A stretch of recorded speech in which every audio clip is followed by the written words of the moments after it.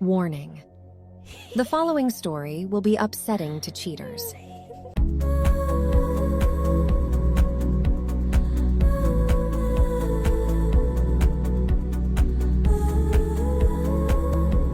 She destroyed my life. I'll repay it tenfold. The most brutal cheating revenge story that has it all. It's an atomic meltdown of pure justice. A Sigma male's cheating wife kept secrets of brutal proportions. Add in broken bones, destructive DNA results, unthinkable acts, a psych ward, and more. A loyal man, betrayed in the most depraved way, takes on the highest duty possible. When she cheated around, she found out. And he made sure to thermonuke her life into radiating pieces. But she never expected he'd go the lengths he took. Are you ready for the fallout? 'Cause the ending is what no one could imagine. Before we start, be sure to text the like button. There isn't a soul in the world with whom I can talk about this. I don't know if I need advice or a pep talk. I use my main account for memes and other nonsense. But I made this throwaway account because I'm going mad trying to cope. Life has pushed me to the edge, and I'm struggling to find my integrity. Yet, I question what the righteous things to do, say and think actually are. I guess to begin, I need to explain that I'm typing this in a hospital room. Yesterday, at about 7:30 a.m., my wife and I were involved in a wreck. I came out with only a few cuts and bruises. Mia, my wife, suffered a crushed shoulder, broken collarbone, 3 broken ribs, and a collapsed lung. They expect her to fully recover, but for now, they have her heavily sedated. Having to type this out on a phone is a daunting task. But at the moment, I have the time to push through, even if I'm not sure I have the will to do it. I wouldn't be posting in this sub if things were perfect with our marriage, obviously. I just could never imagine my wife being unfaithful in any way. My heart is broken. I feel incomplete, like part of me is missing. And saddest of all, that part is sitting a mere 3 feet away from me. I had felt us growing apart over the last 3 months, but I couldn't come up with a reason why. We are both 34. Mia and I have known each other since we were children. We began dating in high school and continued all the way through college. She is the only woman I have ever been intimate with. Up until recently, she could say the same. We married a year after college and had our first child, Michael, a year later. 3 years after my son was born, Carrie, our daughter, started a life of me trying to spoil her rotten. I love my kids more than life itself. If not for them, I'm not sure I would be here right now. They were not involved in the wreck, thank God. They were spending the night at my parents'. We were due to fly down to Florida for a cruise yesterday afternoon. Obviously, that is all cancelled. But my wife decided to go out with her best friend even though I urged her to stay home and not drive around in the snow. She swore she and her best friend, Rebecca, were just going to have a few drinks since they wouldn't see each other for a week. I went to bed and slept like a baby until about 5 a.m. I got up and looked out the window to see my wife's car was not out front, but we'd gotten several more inches of snow. I assumed Mia and Becca got a little too drunk and crashed at her place. I threw some clothes on and got into my SUV. Before I left, I texted Mia to tell her not to drive because the snow was too deep and I was coming to get her. The message remained unread. I cannot guess how many times I have wondered what would have happened if she'd read that text. I'd still be living a lie. I'd still have a gut feeling. But I wouldn't be in the utter misery I now find myself in. I got to Becca's and pulled up in front of her condo. I looked at the message again and it still had not been read. I had actually hoped Mia would read it and be ready when I arrived. But I resigned myself to the fact I'd have to go in and wake her. The front door was unlocked, so I walked in and looked to the TV room to my right. There was nobody passed out on the sofa. Rebecca's bedroom was downstairs, and I didn't want to wake her. So, I took the stairs up to her guest room and opened the door. Right then and there, my life ended. I remember walking into the room and seeing 2 heads peeking out from the covers. I remember leaning down to pull the comforter toward me. I even remember seeing my wife, laying her head on some guy's shirtless chest. The next thing I remember was Becca, Mia, and some half-dressed guy I'd never seen, trying to pull me off him. I'd probably be in jail right now if they hadn't. But I honestly don't remember a damn thing, it all went black. So, right or wrong, I don't really feel too bad about that. My feelings about my wife, on the other hand, fluctuate from minute to minute these days. When I came to my senses, the half-dressed guy said he'd take his buddy to the hospital. Mia cried her eyes out while Rebecca and I argued. I told her and my wife I was leaving, and she had 5 minutes to be in my car or not to bother coming home. She was there in 3. Driving in snow while angry, even with 4-wheel drive, is really not a good idea. But it was another vehicle that veered into our lane and forced us through a guardrail. That's what caused Mia's injuries. The car rolled, but, thank God for airbags, we survived. The kids don't even know we had a wreck. I haven't called anyone. I probably should have. But this wasn't just a wreck. My life has been wrecked and I'm trying to gauge the damage, before I start bringing others into this warped situation. I'm numb, and yet I hurt like hell, and not from the wreck. I feel like I don't even know the person lying in that hospital bed. I want to ask her so many damn questions. But I really don't want to know any of the answers. She obviously no longer loves me. No one with a soul could cheat on someone they love. So, I have to ask if she ever loved me. And now that she has cheated, would I ever want her to love me again if that were possible? I don't know the specifics of when she first cheated. But in my book, the instant she did, our marriage ended. The vows were broken. She ended our marriage, and we are no longer man and wife. I don't need a divorce attorney to nullify my marriage, she's already done that. Therefore I am no longer under obligation to the vows I gave. A huge part of me wants to just walk out of this room. I want to call her parents, tell them what she did and what happened, and then let them know she is their problem again after all these years. We said for better or for worse and I meant it. But we are no longer married. Part of me wants to leave her a note and tell her too bad worse happened to come after she ended our relationship. The only thing that is keeping me in this damn room is my children.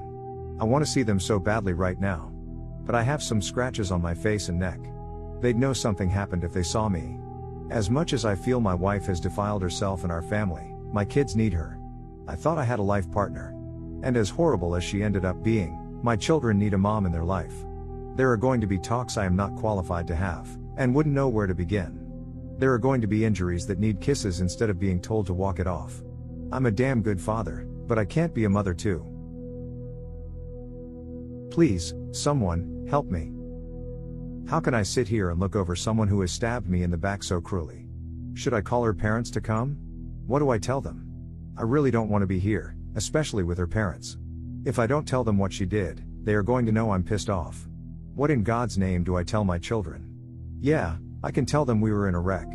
But I'm not the kind that can fake emotion. Obviously, my wife does it with ease. But when I loathe someone, it shows in my face. They will know I am angry at their mother. How the hell did my life come to this? I already know I need to see a lawyer, I've figured that much out. But how do I handle this? Firstly, take a moment to breathe. It's important to call her parents and ask them to take care of her. You're not in a mental or physical state to assist her, even if you wish to. Also, inform them about her actions. There's no need to cover up for your wife. She has lied enough, and these deceptions need to end immediately. At this moment, you need someone you can confide in and express your emotions to, so find a trusted friend or family member and talk to them. It's crucial not to make any life-altering decisions right now while your emotions are so raw. What you need currently is distance from your wife and time to process and comprehend her actions. This wasn't an isolated incident or a spontaneous mistake. It was a long-planned affair, likely with her long-term partner, and perhaps not even her first affair. If she has stayed at Becca's place before, it's time to consider why she might have done so. It's important to stay away from alcohol and drugs. They won't assist you in this situation. Your marriage is over, and the woman you thought she was never existed. It was merely an illusion you held of her. Now, you've seen her true character and what she's capable of, and sooner or later, you'll have to ask yourself if this is the kind of woman you would want as your wife. In the end, she never wanted to come clean. She never intended to end this, and she continually made decisions that favored her affairs over your relationship. Although she had the support of her best friend, in the end, this all occurred because she wanted it to happen. I wish you good luck, and stay strong. Lastly, please get tested for STDs. It's better to be safe than sorry. I managed to get a complete STD panel done, and everything came back clean. Thank God. It's sometimes convenient to know a few people in the medical field. Surprisingly, I haven't spoken a word to Mia, even when I sat alone with her in that room. She would attempt to speak to me, her speech garbled and slurred. All I could do was stare at her with an expression of loathing and wait for her to pass out again. As for specifics about the guy she was with, how many times it happened, and for how long, I'm still in the dark. Mia's phone was destroyed in the wreck. I think she has access to her mother's phone now, as I started receiving a barrage of texts. She can let Becca know why she hadn't responded, and plan her next tryst for all I care. And don't worry, I haven't been drinking. So there's no fear of me getting drunk and doing something reckless. However, after enduring this week, I can understand why people resort to narcotics and excessive drinking. There are moments when I wish I could put life on pause or forget about it for 24 hours. But the harsh reality is that my problems would still be there the next day.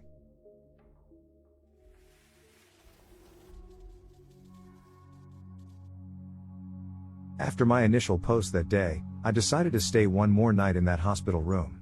With Mia sedated and the lights out, I laid back in the recliner looking at the ceiling, listening to the medical machines.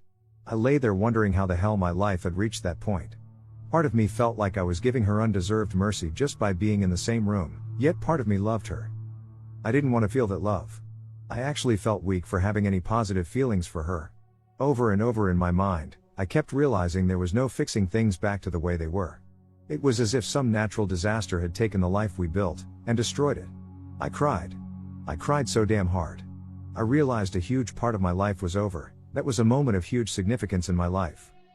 When the nurse came into the room to take blood the next morning, I excused myself. When Mia woke, she saw me heading out the door and called to me, but I acted like I didn't hear her. I went and got some breakfast. I haven't had much of an appetite since finding out. I tried to kill some time eating and scanning through my phone. There was a text from Becca asking where Mia was that I left unread. I decided at 7 a.m. it was late enough to knock on her parents' door. Her dad was always an early riser. I planned to squeeze out for a bit to go talk to him first, and if he thought his wife needed to hear it he could wake her. I saw smoke coming from the wood stove in his workshop out back, so I knocked on the door before entering. He saw the scratches on my neck and bruise on my cheek. I explained there had been an accident, Mia had gotten the worst of it, but we needed to talk. I think he assumed I meant about the accident, so he woke my mother-in-law to hear what I had to say. We sat in the kitchen as I explained how going around a curve, a car in the oncoming lane veered into our lane. Having the heavier vehicle and all-wheel drive, I managed to keep us on the road, until we hit the guardrail. The passenger side door caught one of the vertical I-beams mounted in concrete. Even with side airbags, Mia hit hard. She sustained lots of injuries, but I told them she was stable, and they expected a full recovery. They both cried knowing their daughter had suffered, but would still be around for them to love. As soon as they insinuated, they would be around to help me in any way they needed to assist me in looking after Mia. That was when I stopped them. And explained the wreck wasn't what I'd come to tell them. They looked confused as I explained waking up that morning and sending a text to head off in the snow, to make sure my wife was okay. I told them about walking in on their daughter and some guy I'd never seen, and unconsciously flipped him over and over. They were both shocked. Then I told them what room she was in at the hospital. Explained I always wanted them to be part of the kids' lives, so I hoped they could remain friendly with me. I told them my dad was looking after them at the moment. But I was divorcing their daughter as she had broken our vows, and was no longer my wife. I was leaving their place and driving to my dad's to tell the kids about the wreck. I was also going to tell them we were splitting up and wouldn't be together anymore. I wasn't going to tell them their mother is a cheater. I told my former in-laws that while I hated things had to end the way they did, at least I could say I wasn't the one who destroyed our marriage and my life. They tried to tell me I shouldn't be so hasty, she made a mistake, and the usual lame excuses. I just smiled and told them I'd loved having them as in-laws over the years and walked out. When I got to my dad's, I of course, had so much I needed to get off my chest. I entered through the kitchen where I found my dad having a cup of coffee. The only thing he knew was that I was supposed to be on a big boat in the Caribbean. He stood and asked what I was doing there. I just grabbed him, hugged him, and cried like a child. It was the kind of thing where he really wanted to know what was going on, but sensed he needed to let me cry it out before prying. He led me to the den and sat me on the couch to go get my mom. We both urged her to have a cup of coffee first. But she knew if I was there alone that early, I had something bad to tell them. I first explained about Mia cheating, me catching her, and leaving Becca's. Then I explained about the wreck, that it was pretty bad. I told them about Mia's injuries and explained I'd let her parents know only an hour before, so they could go see her. Both of my parents were stunned. My mom finally asked me now what I'm going to do. They both cried when I told them my only remaining option was to divorce Mia, and be the best father I could for my children. As our conversation was winding down, I heard my daughter Carrie squeal, "Daddy?" and come running down the stairs toward me. That woke up my son, who was also downstairs within a few minutes. I hadn't seen them in so long, I just spent time hugging them, happy to see them. They took a while to notice my scratches. I told them about the wreck and that their mommy was in the hospital but going to be fine. I told them Mia's parents would eventually pick them up to take them to see their mom and left it at that. I spent a day playing, talking to, holding, napping with, and laughing with my children, and those two made me want to live again. Until that point, if I'm honest, I was like 50-50 about wanting to go on. But they are worth living for, protecting and cherishing. My wife's phone was destroyed in the wreck, so nobody had gotten a response for days. Early that night, I started getting texts from my mother-in-law's phone and knew they had to be from Mia. I ignored them. They continued sporadically off and on through the night, so I turned off notifications. The next day, I spoke with 3 law offices about filing for divorce. I can't say I want or even need a legal divorce. But that will divide assets and determine custody of our children. What she does with whom is no longer of any concern of mine. I've met with 2, and I like the latter one quite a bit. I'll meet with the 3rd-rated lawyer to see if he wows me. If not, I'm going with the 2nd firm's top divorce attorney. Either way, I will have removed 3 top legal sources from her list of candidates. And that's a win in my book. Custody is my primary focus. I'm not going for full custody, and I wouldn't want it if I could get it. They need their mother in their lives. But because she did what she did, she can never again be a part of my life. A go-between can drop the kids off on time whenever they need to be where they need to be. Not a reason in this world for me to ever say another word to her. I obviously never knew her, so why would I continue to interact with a stranger? I go back to work next week from what would have been our cruise. I didn't tell a soul at work we didn't go or anything about the wreck. And of course, they will be seeing me driving the rental car in question if I got a new car. I'm not sure if I need to explain things to HR. But I don't want my personal business to be aired out for all to see. I feel humiliated as it is, without news leaking out. Divorce is a necessity sometimes, but it always represents a failure. But I'm done being an anchor for a ship that is already sunk. And for those who insisted rightly to get checked for STDs, I've had a full screening. It came back clean on everything, thank God. Even that was enough to make me feel like some trenchcoat pervert when I did nothing wrong. I assume by this time Mia has left the hospital. Her parents did not even attempt to bring her to the house. They couldn't have contacted me anyway due to Mia's constant texts I wasn't reading. As soon as I can get divorce papers filed, and her served, I can be done with the biggest mistake of my life. Her actions invalidated all of that time. If I had to do it over again, I would not do it again. I would choose a life with someone else, anyone else who would actually be faithful and loyal. Her greatest asset is what she intentionally threw away. The ability to be trusted. From having someone to call your own, to being all alone. That's what I'll miss. But I know all of that was a lie, and I meant nothing to her. People will swoon over a beautiful lie and repel an ugly truth. I'm not one of those people. A lot of people wanted the dirty details of who my wife strayed with, why, and how long it had been going on. I'm sorry I don't have that information to share. But I really don't want to know. There is no excuse to cheat. Beyond that, when you have made a life bond you have sworn to uphold and make the decision for the other person to ruin it, you are vile. I wish to God I'd never met her and had taken a chance on someone, anyone else. She had no right to give me a life and then take it all from me against my will. The man I was before her betrayal will never exist again, the woman she was never existed, and the life I had is a facade in ruins nobody wants to live in.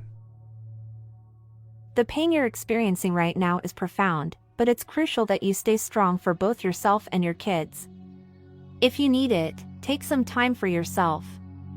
However, ensure you inform her parents about everything as soon as possible. This will enable them to step in, help her with her injuries, and provide you with the time you need to focus on yourself. When you're ready, consult a lawyer to secure your legal position and formally conclude what remains of your marriage. The next step is to initiate therapy for yourself and your kids. This will aid in managing the upcoming separation and divorce, helping everyone cope better. Start securing your finances too, and don't hesitate to reach out to your friends and family. Their support will prove invaluable during this trying time. Remember, time heals all wounds, my friend. Stay strong. This really was the best advice. My first therapy appointment is scheduled for Thursday. During this appointment, I plan to seek guidance on arranging therapy for the kids. I've consulted with 2 lawyers and I'm inclined towards the second one. However, I still plan to meet with a third for perspective. I'm fortunate to have some financial security, due to an inheritance I received before Mia and I married. I'm grateful for this nest egg, especially knowing that it's fully protected from any claims. The unconditional love and cherishment for my kids are my solace during these testing times. Their presence gives me strength and hope, reminding me that I'm not alone. I didn't foresee this turn of events, and even now, I'm struggling to reconcile with the reality of it. For the past week, I've been relentlessly scrutinizing my actions and behaviors, attempting to pinpoint any instance where I may have unintentionally pushed her away. Despite my efforts, I fail to identify what I did wrong. At times, I even question whether her resentment could stem from something as trivial as forgetting to add the new car scent she likes when I cleaned her car last year. I've never been one to blame myself without reason, but her actions seem cruel and entirely unexpected. This ordeal has taken a toll on me, causing me to renounce the idea of dating or even considering it. It feels as though my ability to trust has been shattered completely. However, I'm holding on to the hope that therapy could help me and the kids navigate through this challenging period. Thank you once again. Your support is greatly appreciated.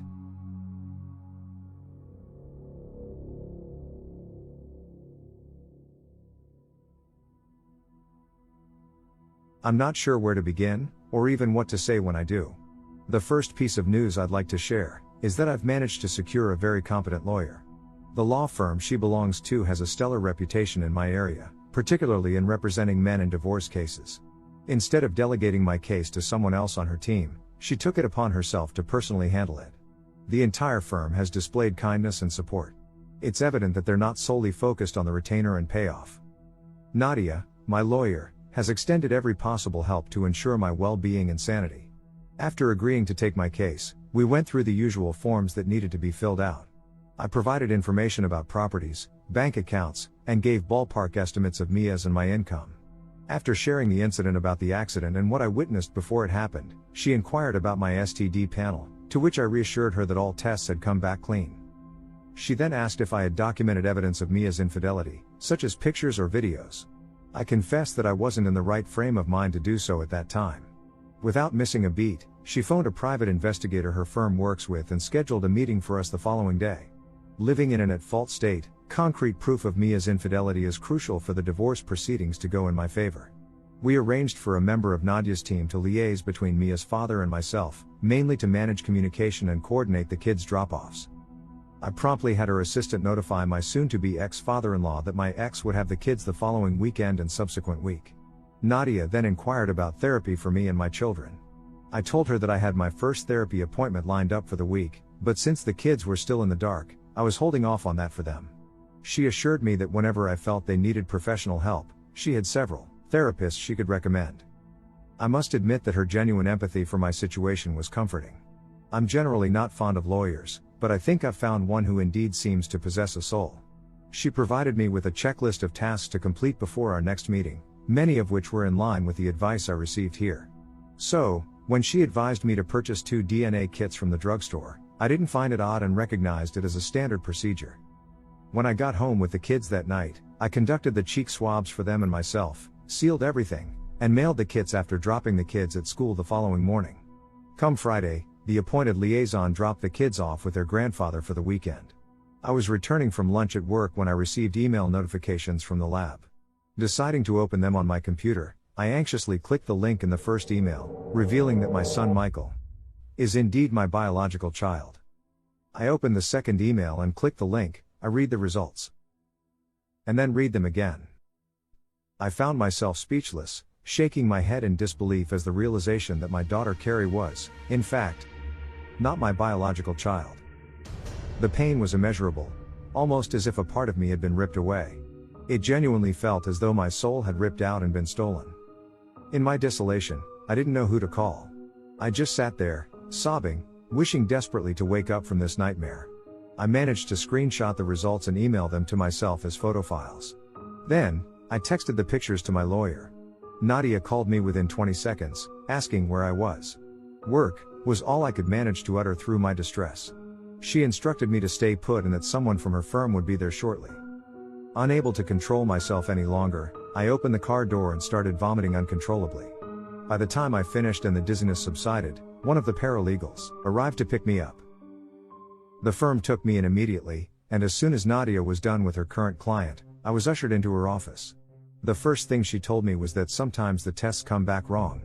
Despite my distress, which she acknowledged was completely justified, she suggested we conduct another DNA test on Carrie and me at a local lab to ensure no contamination. I was in disbelief at what was happening. Even after catching Mia cheating, I had seen the DNA tests for the kids as mere formalities. Never could I have imagined my wife being unfaithful, let alone having another man's baby. Who had I married? The dilemma was that I couldn't confront Mia even if I wanted to. I lacked concrete proof. But the thought of having a conversation with her, should the results confirm our suspicions, was inconceivable. One of the ladies at the firm checked my blood pressure to ensure it wasn't dangerously high. It was elevated and I did feel on the verge of a panic attack, but at the same time, I was numbed by the shock of it all. I was wrestling with the idea that my little girl might never have been my biological daughter. At that moment, I was so relieved that the kids were with their mother. I found myself questioning the validity of both test results, speculating if Carrie could indeed be my daughter and Michael was not my son. Not willing to wait another 2 days for the truth, we arranged for the go-between to pick up Carrie the next day for a few hours, and then take her back to me as parents. The test was conducted in a sterile environment by trained medical staff. There was no mix-up. The results confirmed that I was not Carrie's father.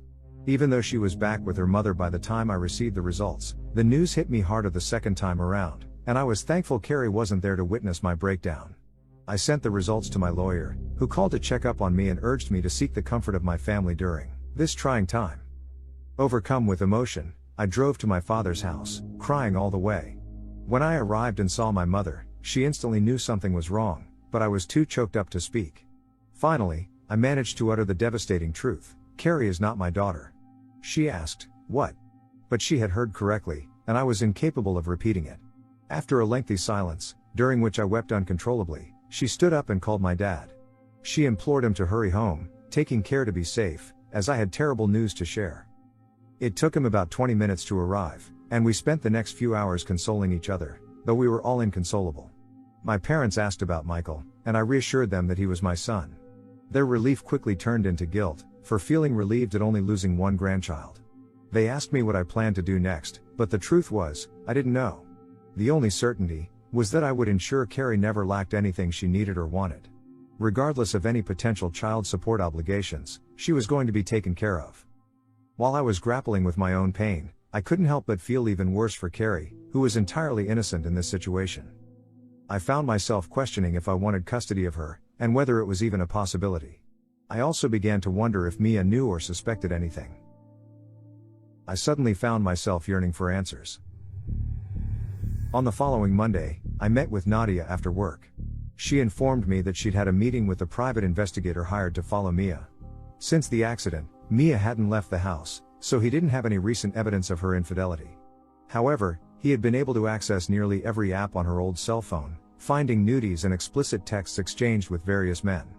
The messages contained enough admissions of guilt to convince any judge. I was asked if I wanted to see any of the pictures or read the texts, but I declined. Yet, Nadia and I had to plan how to confront Mia about Carrie. She proposed to do it in her office, if Mia could be persuaded. As she dialed Mia's mother's number in front of me, I heard Mia's voice for the first time since I left the hospital. Nadia was straightforward and told her that she needed to meet me to discuss a few things. To my surprise, Mia seemed eager for a conversation.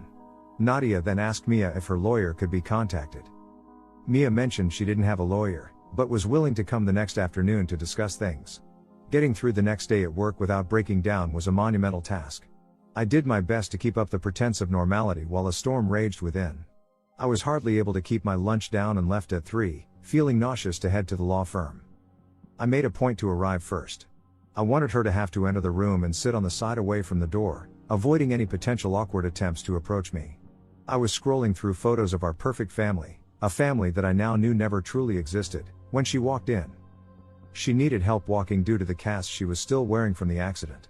The threat of an unwanted hug was not a concern. I wondered briefly if she was playing up her injuries for sympathy, but the accident had indeed been serious. I found myself impatiently waiting for her to sit down, so we could start the confrontation. Once everyone was seated and water was offered, the meeting began. My lawyer kicked things off by asking Mia if she was okay with us recording the session. She agreed. As soon as the recording started, Mia, my soon-to-be ex-wife, attempted to apologize. I interrupted her abruptly, asking her bluntly how many men she had cheated on me with, and when the infidelity began. There were enough confirmed instances from the private investigator to know that the man I had caught her with was far from the first. Of course, she wasn't aware of what we had learned. Assuming that she could mitigate the severity of her actions prior to the accident, she decided to admit only to what she thought we knew. I pressed her for an estimate of how many men she had slept with since the birth of our son. This specific time frame seemed to give her pause, but she continued to feign ignorance. At this point, she still seemed to think this was some kind of game, and I could feel my anger building. Nadia put her hand on my shoulder and gently eased me back from the table. She looked at Mia and asked if I was a good father. Mia quickly praised me, stating she couldn't have asked for a better father for her children. Her reference to her children made me want to flip the table. Nadia then asked her if the other father of her child would also be a good dad. As Mia asked what she was talking about, my attorney slid the paternity results for Carrie across the table. As much as I have despised what my life has become since discovering her infidelity, I had to be there to witness her reaction firsthand. The shock of learning that I was not Carrie's father was evident on her face. She attempted to argue that I was still the man who raised Carrie, but I cut her off. I asked her to reveal who Carrie's real father was. She looked down, displaying a hint of shame that led me to suspect she was protecting someone. When she confessed that she didn't know for certain who Carrie's father was, I couldn't hold back my tears any longer. I broke down. Mia began to cry too and asked if she could explain. She reminded me of the postpartum depression she suffered after Michael's birth. I tried to recall the situation with empathy, remembering how I had tried to support her at the time. I spent every available moment looking after our son, so she could have time to herself. There were days when she was so depressed that she couldn't get out of bed, and I cared for all of us. But I loved doing it, all for the family I thought I had. I remembered believing that overcoming this hurdle had strengthened our relationship. This wasn't the case, apparently. She didn't blame her friend Rebecca, but admitted that after Rebecca encouraged her to have a few nights out, I was relieved, even grateful. They'd been best friends for years, but their interactions had dwindled during the pregnancy. According to Mia, on their second night out, she got excessively drunk and let a man get close to her, let him touch her and have go all the way. She said she felt guilty about it for months. But then she began to resent not having the freedom to be with whomever she chose. She confessed to hooking up with various men during her nights out with Rebecca. Until the night before our accident, she'd never failed to return home or come home late.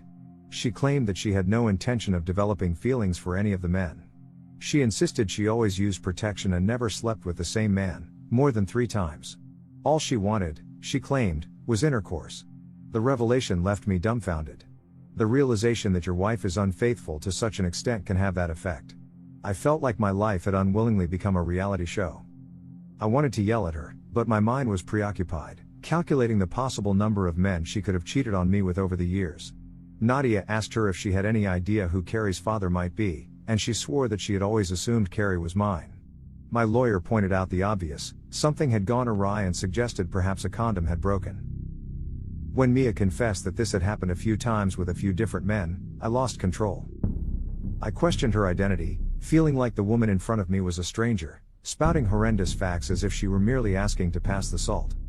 I asked her when she began to despise me and why. I demanded to know what I had done to deserve such betrayal. I questioned how she could inflict this on her daughter.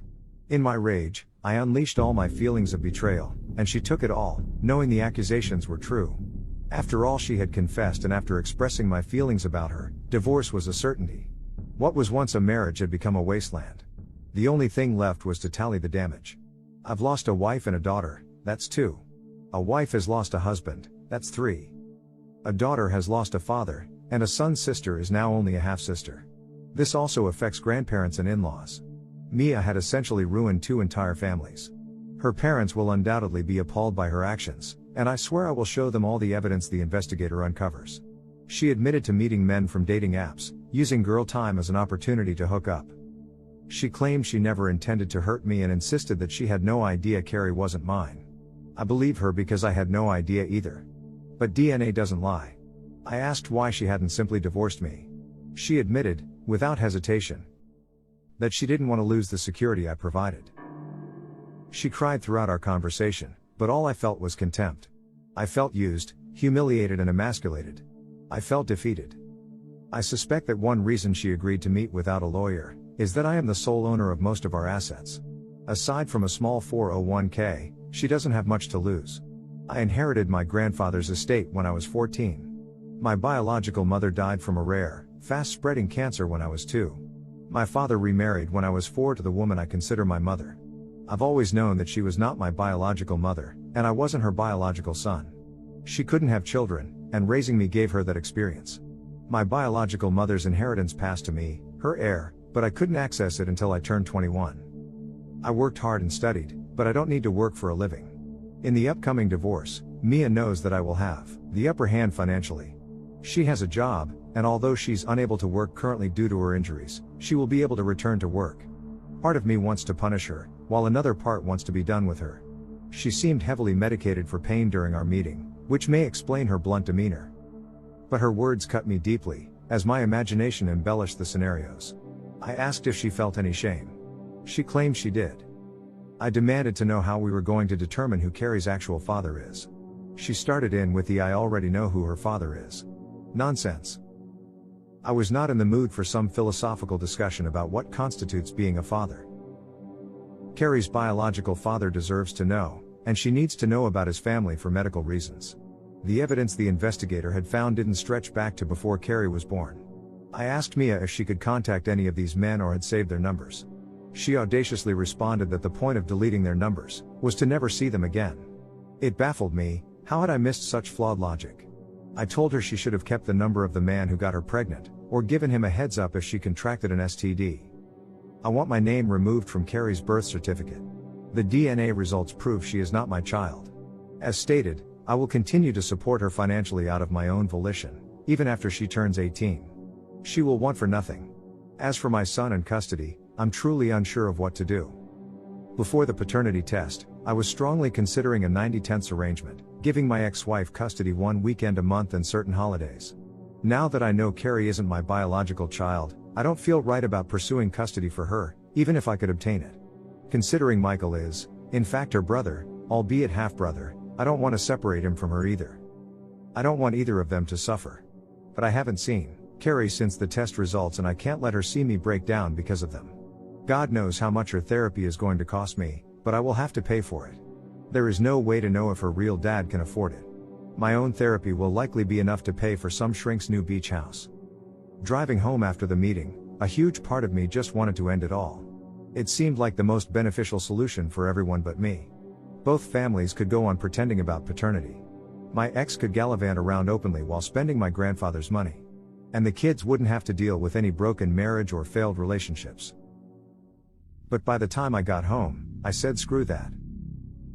Nadia is drawing up divorce papers and legal paperwork to have me declared not Carrie's father. That will undoubtedly make things take much longer. But I do not want any legal grounds that could force me to interact, pay for, or deal with offspring that are not mine. The legal team is researching ways to find out who Carrie's father is. Many of the ancestry sites suggest potential relatives when results come back. Right now, that's our first plan of action. Even if the results don't come back pointing to a certain individual, they might point to a brother, cousin, or another relative. Whomever the guy is, he may not be ready to accept a child he didn't know about. It could cause some anxiety in his life. But I doubt it will be nearly the terror I felt losing my daughter forever because she never existed. Everything is just so screwed up at the moment. Nothing is stable. Chaos is a daily burden at this point. The kids come back to the house Sunday afternoon. I've never wanted not to see them before. But I know many inevitabilities will happen that I cannot be prepared for. When she sees me and wants to hug her daddy, I'm not even sure how I'll react. Will I hug her and cry like a baby, knowing she has never truly been mine? Will I tell her I'm not the person she's looking for? I don't have it in me to be mean to her. But my heart is broken. It's like there is nobody to take this out on, even Mia. Because nothing I could do, outside of the unthinkable, would equal the betrayal she has committed against me. That scale will never be balanced. She used me and spit me out. She deserves to rot in hell for her promiscuous lying ways. I'm destroyed, and everything I used to love is too. I will win the divorce. Nadia and her team will ensure it is the most lopsided division of assets in the history of divorce. But Mia reduced or removed the value of so much for me, it feels like she's already won. To hell with her. I'm left with a son whom she will try to use against me and manipulate. Some people really are just horrible like a parasite. I made the foolish decision to have a child with one such person. I just know now I'm not the only foolish one. Dude, I have no words for this tragedy. It's every man's nightmare. Take care of yourself and do the best you can. Best wishes. Yeah, insomnia and nightmares. Only to wake up and find the nightmare is still going. I'm getting flack on here and in real life about my role in Carrie's life going forward and how I treat her. Everybody seems to have a damn opinion. The fact is, it will be impossible to do what's best for me and best for the kids. And just as this has all damaged me beyond repair, it will also damage the kids. But I have people accusing me of wanting to harm Carrie just to hurt Mia. I actually had someone message me, accusing me of being a misogynist because if my son hadn't been mine, I would have just accepted it. To that I say nonsense. People are advising me not to tell her now. And that makes sense in many ways. But if we manage to find Carrie's father, who do they propose we tell her that guy is? I could let her go on thinking I'm her dad, for the rest of her life. But there is some guy out there who has a child and doesn't know it. Sure, he may want no part of her life. But if he does, he should be involved in her formative years. He should get to know her, and she should get to know him and his family. He might be the nicest guy in the world and would make a great dad. Everyone is wanting to do what is best for Carrie. But opinions on what is truly best for Carrie vary widely. Because nobody knows how this will turn out and nobody can see into the future. I want my name off of her birth certificate for legal reasons. But people are considering me cold and heartless for that. She isn't my daughter.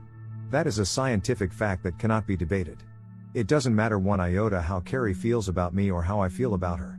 Feelings change every day. That's why we use science.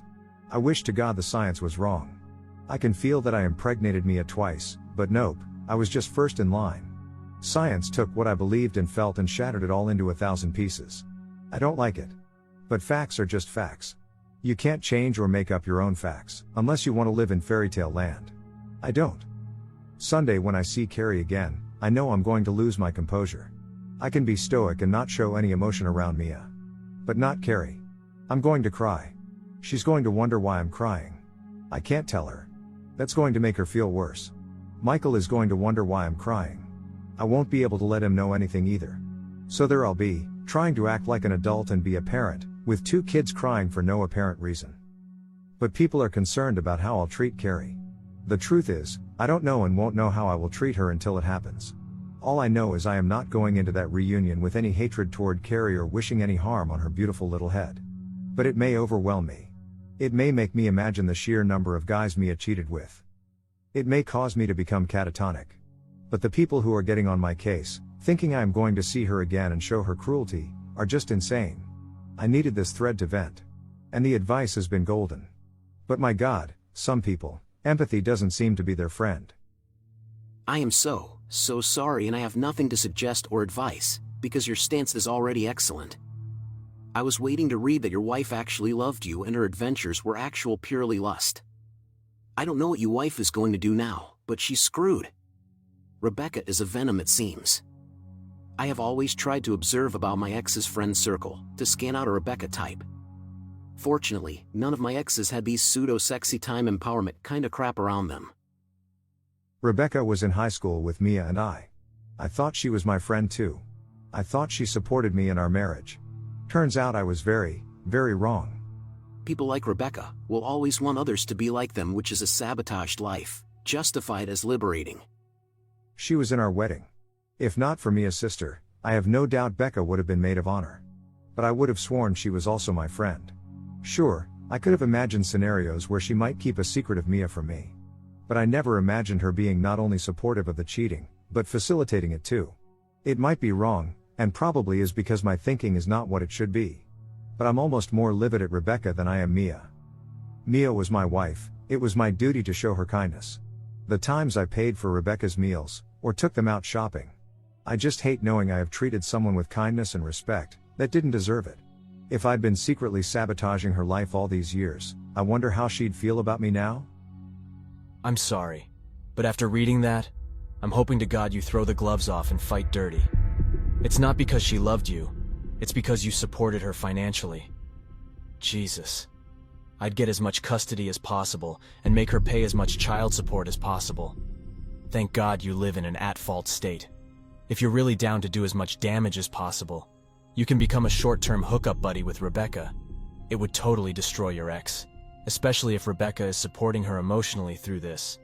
Also, she probably encouraged your wife out of jealousy, so she might be receptive to your advances. And it helps a lot with the low self-esteem you feel after being cheated on. Also, her not even knowing who the dad is must be the most monumentally humiliating and shameful thing for her. If you do find out through your people, sit on the info for a while. Let the fact that she doesn't even know make its way through her friends and family, so they can see what an embarrassing excuse of a wife she is. Seriously, she probably cried to Rebecca asking if she remembers any of the men's names, and she gave the obligatory, "I'm so sorry, honey." Then Rebecca immediately called her other friends to tell them how she slept around so much. She doesn't even know who the daddy is. If you do find out, then start hounding her to find out in case there's any genetic health concerns so that she starts making noise, reaching out and drawing attention to the fact she doesn't know. Then you can come sweeping in and save the day with the answer. You did the impossible when it should have been her responsibility. Hey, I know people will hate this idea, but personally, I'd be out for blood and I'll do it to win the war. As much of a coward as this will make me sound to any other men reading it, the only woman I've ever been intimate with was Mia. That was my choice. I stupidly thought she had made the same choice as me. She said she did. But honestly, if the most beautiful woman on earth wanted to be with me right now, I'd turn it down. Knowing what I know about Mia has made sexy time itself repulsive to me. Protection or not, I feel like I can't wash off the filth of other males she subjected me to. I feel cheap and dirty, and not in a good way. So, the idea of doing anything with Rebecca, when she has years more experience as I'll be nice and call her a loner flashlight, if you know what I mean. I couldn't muster the attraction to Rebecca to be with her, in any manner. Your idea is great, don't get me wrong. Repeatedly driving her head into a headboard out of anger sounds like something I'd be into with her, figuratively speaking. Because my conscience has a say in this. Royal AI.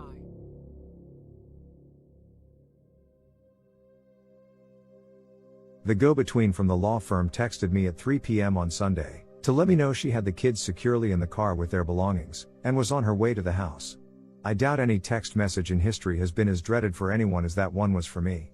What made it all the more tragic, was the fact that weeks before, I would have smiled and anxiously awaited the text. Suddenly a reunion I would have been yearning for, was something I dreaded. I had no plans to mention divorce, paternity, or any issues with the kids. As much as I tried to prepare myself, I knew I wasn't in the state of mind to bring any of that up. My goal was for things to go as normally as they could, like the other times they stayed with grandparents while Mia and I were on vacation. That's what I wanted. I knew reality was going to be something completely different and I had little control over any of it. Jessica, the intern from the firm, pulled into the driveway. I watched them pull up from the front bay window. I walked outside and down the steps as the car pulled to a stop. I was smiling as I approached the passenger side of Jessica's car. As soon as I saw Carrie in her car seat beaming a huge smile at me, I started crying. Oh, but my face was still smiling. You couldn't have knocked that damn smile off of me. I just hoped if I maintained a smile, it might convince the kids and myself everything was okay. Wish I'd had a plan B. As soon as I could get her out of the car seat, Michael was by my side and I grabbed him and Carrie and just hugged them. I told them I missed them, that was really all I could manage to say. I just kept crying. And people can hate me all they want to. God knows I've gotten some hate-filled messages privately, and publicly. But it all felt different. It did not feel the same as the day I hugged my children goodbye. I want to say it did, just to get the people who think I'm a loathsome wretch off of my back. Maybe part of the loss I was feeling was over the family unit we all used to know being destroyed. My heart was just flat out broken. Seeing them and knowing she isn't mine just broke my heart all over again. That is what my life has become. Every single damn day it feels like there is a new heartbreak. I learn more of the extremes of Mia's cheating escapades. I discover pain I can't shield the kids from. I am reminded of the past bonds and know they were all founded on lies. I keep backing away from the volcanic epicenter of chaos that started when I caught Mia cheating. But I keep getting blasted with stray boulders of betrayal daily, learning how much I have been deceived. Jessica was a saint helping me get them into the house. I grabbed all of their belongings like a pack mule, and she closed the doors and trunk. As soon as I placed their bags down on the floor, I turned to see Carrie looking up at me. She didn't say anything, she just looked up at me with those eyes, like she knew I was the one that needed the hug. I squatted down. She walked into my arms and wrapped her little arms around me as tightly as she knew how. That child broke me. I wanted to be strong. But no kid should hear a parent cry like that. Everyone keeps insisting I do the things that damage them the least. That's great, even logical. But what if everything damages them? What if there is no way to keep the damage from happening? Allowing her to see a source of strength and security destroyed has to be damaging her. How could it not? If I abandoned her, it would destroy her. Yet by staying in her life, I am damaging her as well. A 6-year-old shouldn't have to console a grown man, especially for something that isn't her fault. My soul was seething with rage toward Mia at that moment. But the little girl she lied and told me was mine, just showed me love the only way she knew how and kept hugging. The indisputable truth of the matter, the epiphany I had at that moment. She and I are both victims. As the adult, I'm supposed to be able to maintain and handle it better. She doesn't even know she's been victimized yet. Just as if she and I were the only survivors of a plane crash, we survived, but it's going to leave scars on our souls. But as the survivors, we need to stick together. We need to be there for each other, because we're going through the same thing. Yes, very different perspectives. But at that moment I was feeling the loss and yet sparing her much of the pain by taking it upon myself. I have been looking at this as Mia taking my daughter from me. But it is just as true to say Mia took her father from her. The villain in this story is Mia. I'm done feeling like I should feel guilt for anything I feel right now. There is no paternity handbook that I'm aware of. Reddit knows how to respond when someone is being cheated on and gives top-notch advice all the way through the divorce. The proper way to react when you find out the daughter you raised was never yours? Get the hell out of here with that. Nobody can tell me how I should feel or react. The only analogy I can give is children switched at birth. That's a couple facing that together. They were both deceived.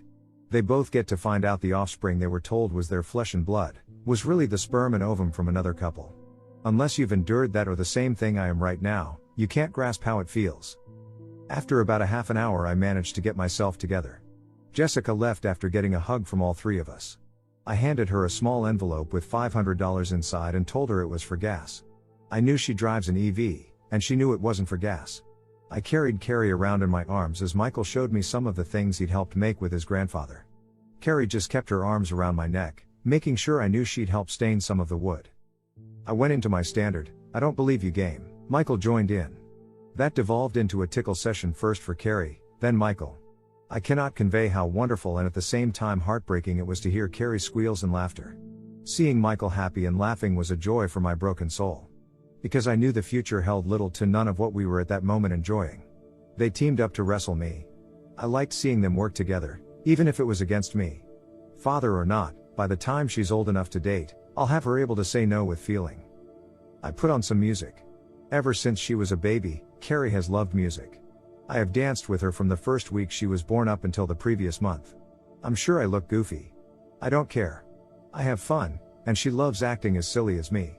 I got Uber Eats to bring takeout for dinner. We aren't Asian, but we sure eat like it. Michael can throw down some lo mein for a 10-year-old. And for whatever reason, Carrie loves crab rangoon. I didn't eat much. My appetite has taken care of any weight loss issues I had. I just enjoyed getting to have dinner with them again. They both had school today. So, I got them bathed, in their pajamas, and ready for bed. Michael likes to read a book as he is settling down. I gave him a hug, told him I loved him, and said I'd see him in the morning. I got Carrie tucked into bed and read her a storybook while pointing out things in the artwork. I had her about ready to nod off and I felt myself welling up with tears. I kissed Carrie on her head, and told her I love you for the first time since finding out. Call me the biggest jerk on the planet. I don't care. But saying it was like allowing myself to admit it. Everything in my life has been a struggle in recent days to figure out what is real and what isn't. My love for Carrie is real. I love her. I do feel different. Right or wrong, I do. But I love her. I went from not wanting to take anything away from her to continuing to want to give. It's a huge difference. But anyway, I was sort of waiting for Carrie to tell me she loves me. I mean, I know she does, without her saying it. No, she took the moment to tell me something I didn't expect. She said, "Mommy loves you." I knew what she said. I made a point not to snap at her and be as sweet as I could possibly be when I asked her, "Carrie, why did you tell me that?" She said Mommy told her. I very sweetly asked if Mommy just said that or if Mommy told her to tell me that. It seemed my soon-to-be ex-wife had to explain why I hadn't been to visit, wouldn't be coming over, and she wouldn't be coming home with them. She actually told the kids her parents' house was her new home, which I was kind of glad of. But the I love you nonsense, I still had to get to the bottom of. I pried some more, then Michael came into the room. He revealed their mom had told them she wouldn't be coming home, because I didn't love her anymore. What the hell was I supposed to say to that? Yep. It's all on me, I just fell out of love with your mom. Blame me. That was not happening. I called our usual sitter. I asked if there was any way she could come over for a few hours to look after the kids. Since they were already in bed and that meant she could study while getting paid, she agreed. I got into the car and made a beeline for my in-laws' house. I didn't bother calling first. When I got there, I knocked on the front door and asked to see Mia. Her mom led me to her childhood room where she was recuperating from her injuries. I turned to her mom and placed my hand on the doorknob before telling her, Mia and I needed to chat. She sensed I was a little on the angry side. So, she scurried out of the blast radius. As soon as the door was closed, I asked just who the hell she thought she was, trying to pin our split on the fact I could never love her again. She said it was the truth. I told her perhaps, but the reason I could never love her again is that she is a lying, deceitful, worthless, promiscuous, lying. You can fill in the last blank. Way to deflect blame on her little role in everything. She then said she's already tried to apologize, but I didn't want to hear it. I exploded. I asked her what good an apology was going to do. It wasn't going to undo the damage, and it wasn't going to prevent the damage from happening. And in spite of all of that, I didn't believe she was truly sorry for what she'd done. I asked her how she could manipulate two innocent children, to make me look like the bad guy if she had any guilt. I asked her at what point I became the bad guy that destroyed our marriage. Without missing a beat, she told me when I didn't give her a second chance. Not going to lie, I stopped her and asked how much pain medication she was taking and if she was drinking alcohol with it. That was the only logical way I could see her thinking a worthless lying tramp deserves a second chance, mercy, to be treated with dignity and respect. Nope, she lost all of that through her own actions. Again, I don't even know who my wife is anymore. It's like she's been possessed by the ghost of Caligula or Charlie Sheen. My beautiful, virtuous wife was replaced by a soulless hookup harlot, and it's a miracle of God himself my health wasn't compromised due to her disgusting actions. I asked her if she felt justified destroying everything in her life for cheap thrills. She said it wasn't just for that. I reminded her she claimed to want no emotional involvement. She said much of it, especially at first, was about validation. She said she liked being chased. She got annoyed when I asked how she could ever consider herself chased. But she can deal with the consequences. Actions affect how you are perceived for the rest of your days. Mia and I ended up talking for several hours. When she went through depression after having Michael, she even told me I had been the best, most supportive husband she could have asked for. So, I had to ask, why betray me so cruelly? She said despite such a happy event in our life, there was a part of her so anxiety-ridden she actually wanted to delete herself. She said she felt love in her heart for me and for Michael. But for some reason, she couldn't understand, she felt depressed and hollow inside. She stayed out of work for an additional 6 months due to her issues. I got her the best therapists and doctors money could buy, and she admitted as much. She said even that started making her feel guilty, feeling she was letting me down, that I was carrying us. She felt overwhelmed even though she knew she wasn't bearing any of the burden. She started to doubt if she ever should have become a mother, despite always wanting to be one. She withdrew from friends both in person and via internet/text. Every day she told me she loved me and apologized. I told her she had nothing to apologize for, I just wanted her to get better. Maybe she was apologizing for what she was about to do. When Rebecca came to the house unannounced that first day, I was so glad to see her. I knew Becca was assertive enough to not be pushed away but be kind enough to get Mia to open up. It still took months before anything that could be considered a night on the town occurred. Just getting Mia to go to Starbucks was a victory at the time. There are plenty of guys thinking I'm the biggest schmuck on earth, for letting my wife go to bars or clubs with a single girlfriend. 99% of the time you would be 100% correct. And I should have put a stop to it much sooner. But at that moment in our lives, after all the sadness and isolation, getting her out and about seemed to cheer her up, even after just the first time. She tried to explain she'd suddenly become a wife and mother in a period of 2 years. Seeing how men were attracted to her, even if it was for cheap thrills, boosted her ego. She claimed, the first incident wouldn't have happened if she hadn't been so drunk, but it happened willingly. Once the deed was done, she knew I'd never touch her again if I knew. She knew she'd lose everything, because she came into the marriage with nothing. I asked her if she ever thought I'd find out about her cheating, or how I'd react if I did. She said she knew it would destroy me. She claimed she felt horrible about it. I asked the obvious question, why continue to cheat? She claimed as soon as she sobered up after cheating, she felt guilt, shame and regret. I did remember her being really sad for a week after going out the first time. Rebecca came over and the two of them talked for hours alone. From that point for months, I had the old Mia back. She revealed she told Becca that day she felt unworthy of me because of what she did. She knew if I found out we were done, I would go after Michael. She claimed she decided to take it to the grave and try to be the best wife she could be in every way, to make it up to me. In retrospect, it was a red flag. Think I'm a fool all you wish. But we had a baby to look after and I had been doing 95% of the caregiving. Overnight, I got my wife back. At that time, it would have seemed stark raving mad to consider that a red flag. It felt like a miracle. Within 2 weeks, I was back working part-time, then full-time once Mia was fine as a stay-at-home mom. Looking back, the time just before and just after Michael was a year old were some of the happiest moments of our lives, at least for me. Finding out it was all due to her trying to make up for being unfaithful forever altered those happy memories. I asked why she cheated again. Was I not enough for her? I had always thought we had a great intimate life aside from her depressed period. She always acted like she enjoyed being with me. She claimed the longer she kept the secret, the worse she felt about herself. But unlike the time after Michael was born, she couldn't let me know how she felt. She knew I'd want to comfort her if I knew she was sad, but she couldn't tell me why. She described an internal struggle of keeping the secret and living a lie behind a facade of happiness. She reminded me of a time I went to a reunion of my biological mother's family out of state. I took Michael with me to introduce him to her family for the first time. Mia canceled at the last minute claiming she was ill. I couldn't have stopped her from cheating on me at that moment, that was already done. But I might have prevented her from heading down a path that would deceive me for 6 years, making me believe something I cherished was never mine. I wasn't blaming myself. She should have been on that plane with us. No, actually she should have already confessed to her infidelity and let me move on with my life. Yet somehow, multiple mistakes compounded with multiple lies, with little concern for consequences, and now that's my burden to bear? That's something you do to an enemy, not someone you claim to have ever loved. She gave me some story about being so depressed that weekend while I was away. She knew she was unworthy, even if I didn't. She was punishing herself, even if I didn't know she deserved it. At least, that was her rationalization. She knew if I knew the truth, I would view her as a streetwalker and be disgusted with her. I never stopped showing my love, telling her how much I loved her. But she said at some point she realized if I knew the truth, I wouldn't love her. The attention I gave her didn't matter, it didn't carry the same weight as before.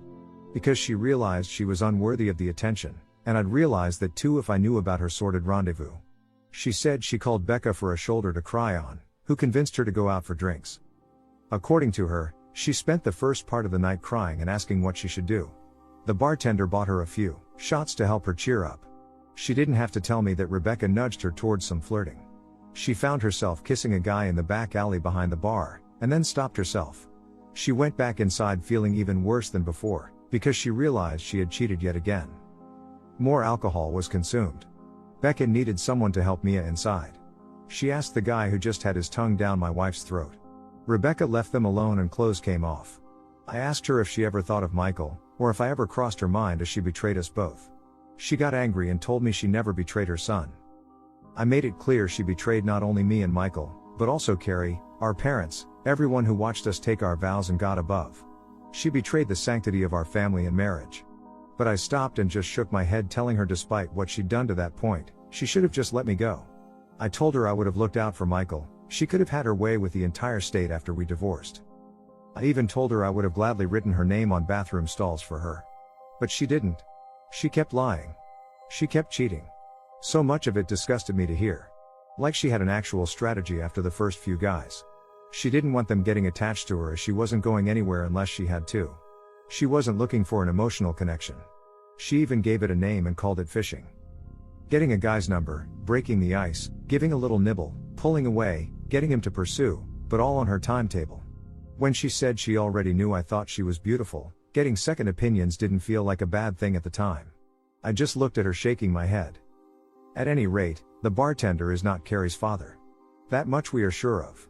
He was months too early in the game to have been the sperm donor, and she claims they only hooked up that one time. I asked if she could remember the names of the specific guys she was talking to and getting to pursue her. Maybe a couple of first names, but I wouldn't know where to find them, was enough to shut the conversation down for the night. Yes, I wanted more answers. But the details of the BS aren't coming out in one night. And that wasn't what I came there for. She was seated in a chair to be able to prop up her cast-on pillows. So, I got down inches from her face. I told her she was a pitiful excuse for a human, and I truly believe she has no soul. I told her that her actions have caused unimaginable pain, and will continue to do so in the future. But I looked her squarely in the eyes, and let her know I was not going to let her hurt my children anymore. I told her point blank that I was the one who got deceived for 6 years. If anyone was going to be getting a little slack for focusing on his needs, it was going to be me. But Mia, I told her, and I meant every word, petty bullshit and manipulation is just going to make me loathe her even more. We weren't getting back together, ever. I was disgusted for her to even touch me. Loyalty wasn't even in her vocabulary. But father or not, I was going to be loyal to Carrie. I was going to protect her as much as I could. And if I end up having to protect her from her mother's lies, manipulations and deceit, so be it. I told her Nadia has friends that would love a new BMW for getting her declared an unfit mother. I went there. And I meant every damn word. I told her if she had things to say, she could say them to my face. Getting Michael or Carrie to relay things their mother said, was not happening ever again. Carrie was to know little to nothing about any details of our divorce and for right now, paternity.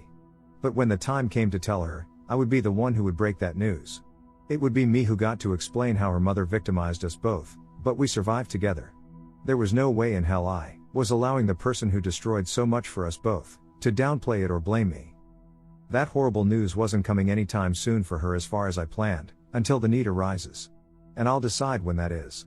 I pointed out she doesn't have a lawyer and let her know the kids would be staying with me for at least the next 2 weeks.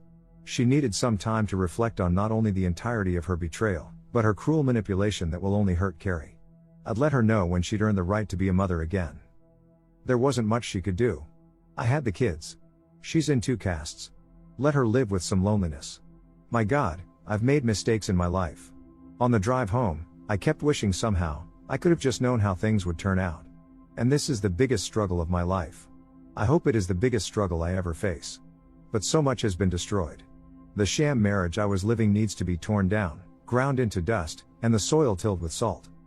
But there is no reason to hurt a little girl who at the moment is blissfully unaware of the battle between her mother and her daddy.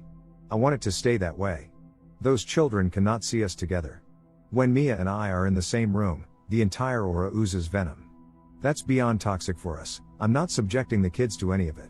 I will not fight her in front of them. But I swear I will put her in her place and call out the slightest BS. I'm sorry this has been long. I just feel like every decision I make has 1,000 ramifications. The man up, DNA doesn't matter. People need to understand that hurting Carrie is the last thing I want to do. And I have every intention of being not only in her corner, but fighting for her. I don't know how this is going to end. But me and that little girl got shafted by the same person. A person that I refused to let damage her the way she damaged me. Not happening. And no random weird no life is coming around my daughter until I allow it. That won't be Mia's decision either. If I check his background and meet him, I'll make that call if the day ever comes. Until that point my son Michael, my daughter Carrie, and I are weathering a storm. I've managed to shield them from what's coming. I will shield them from as much of the shrapnel as I can.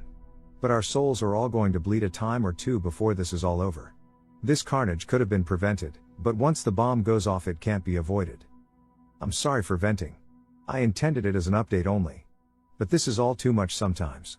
I am in therapy 2 times per week. Not sure it's helping. But it's early on with the shrink, so I'll give it a few more sessions. I have to get to bed. So, I will post this and let it be. I won't post again for a while. It has helped to verbalize some of what I've been feeling. So, thank you. I just need to focus on my healing and making this transition in life as seamless as I can for the kids. Thank you for all the direction and encouraging words. Many have been a huge help. I promise to return the favor and try to help others here someday. Just not today. You can't just go on being with your kids without addressing what their mom told them about the reason she is no longer home. Mia has planted a seed in their minds, and if you don't take care of that seed, then it will grow. Find a family counselor, Explain your situation to them. Explain that it is your goal to protect the kids from the lies of their mother in a child-appropriate way, and that you need help to do so. Regarding Mia, don't ever meet with her alone again. This woman doesn't care about you and is experienced in manipulating a situation to her favor and against you. This is no longer about what she did. From now on, this is a fight for the future, a fight about custody. If you are alone with her, then she can tell everyone else about the things you did, like threatening to kill her or to beat her up or so on. Maybe you even touched her aggressively and asked her all the time if she likes that, since she is such a I think you get what I mean. Maybe Mia will not even do it, but Rebecca and her will talk, and maybe it will be Rebecca that tells her to spin the story of when you met alone around. Protect yourself and your kids. That starts with not meeting with that woman alone. And if you think now that she wouldn't do that, especially not with the state she is in, then remember the state she was in when she started cheating on you. Keep in mind, you don't know her. You only knew the idea you had of her, but never the actual person. She is capable of doing things that you can't even imagine. Her cheating and her manipulation of the kids is just the beginning, just a little taste of all the things she is capable of. Always remember, lying to you is as normal for her as breathing. Stay away from her, or to say it more directly. This woman, Mia, she doesn't care about you. She doesn't mind to destroy your life if that means that she feels good for a moment. You need to keep that in mind all the time. Or do you really think that someone could do something like she did over such a period of time to someone they love? People do that to people they don't care about, but not to people they love. Mia is interested in one thing only, herself. If she needs to destroy you to get what she wants, then you better believe that she will do so. You think that she is sorry for what she did? That she regrets anything? Look at what she said when you asked her why she told the kids what she said. She blamed you because you didn't give her the chance to keep on cheating on you. The start of her cheating? She blamed you because you were too good to her, and she blames the depression. Why she kept on cheating? Because she knew how you would react if you find out which pushed her to cheat more often, because she was so desperate. Everyone is at fault for where she is right now except for herself. She never wanted to make these decisions. She just had no other choice. Stay away from her. Nothing good will ever come out of meeting with her. Hi Kranik. I can't adequately express what your post meant to me. You are 100% on the money about things in regard to Mia. It was late when I posted this last night. I didn't get a lot of sleep, and I am certainly feeling it today. I appreciate every single comment and word of encouragement from everyone. But I don't have the time to respond to each, as much as I'd love to. So I'm only replying to your comment about this post. A few months down the road or longer, when things have settled, I may give an update and answer any questions that arise. I was a damn idiot to go over there and confront her. I should have been recording the conversation at the very least. I like to think her parents wouldn't take her side if she accused me of abuse that night or anything. But she is their daughter, yes, as far as we know. They are disgusted by what she has done. They are disappointed she has disrupted their grandchildren's lives. But at the end of the day, they raised her, their loyalty is to her. I must keep that in the back of my mind at all times from this point forward in everything I do. And thank you for helping me decide it is time to talk with them and explain about the divorce. And I'm going to need help doing that. Within 15 minutes of reading your post, I was on the phone with Nadia to get the numbers of the therapists she recommended. I didn't even have to call and make an appointment. She got her staff to call and set the appointment up for Thursday after school. It will be tough. They will cry, and so will I. Goal 1 is to let them know Mia and I are done. Goal 2 is to let them know nothing they did caused any of it. None of it is their fault. Then my final goal is to let them know this BS isn't my fault either. Right or wrong, I have to promote myself to them and others in the narrative. I cannot let Mia solely determine how this is all perceived by the kids and others. As far as Rebecca goes, well, thank God I haven't laid an eye on her since that horrible morning. I'm sure she's in the background and in contact with Mia. Knowing she probably views her support as having Mia's back, and a positive thing anyone would do for a best friend, makes my blood boil when I think about it. I'm huge on loyalty. But when you are loyally helping a friend cheat, deceive, and lie, without a care for that friend's victims, that's aiding and abetting, not loyalty. Part of me wonders if Becca has any remorse or guilt for her role in this. I shouldn't care, and at the end of the day I don't. I just can't get past how you help destroy families and sleep at night. I couldn't do it. But then again, I have a conscience and integrity. Everyone is at fault for where she is right now, except for herself. She never wanted to make these decisions, she just had no other choice. I swear in all the years I have known Mia, she had never displayed narcissistic tendencies until recently. Immediate finger pointing at others, anyone else, to take the focus off of her misdeeds. Yes, she was obviously more manipulative than I ever really knew. Is there such a thing as a temporary narcissist? Can an adult become a narcissist? I'm sure to many I seem naive and gullible. But the person Mia is now, is not anyone I ever knew.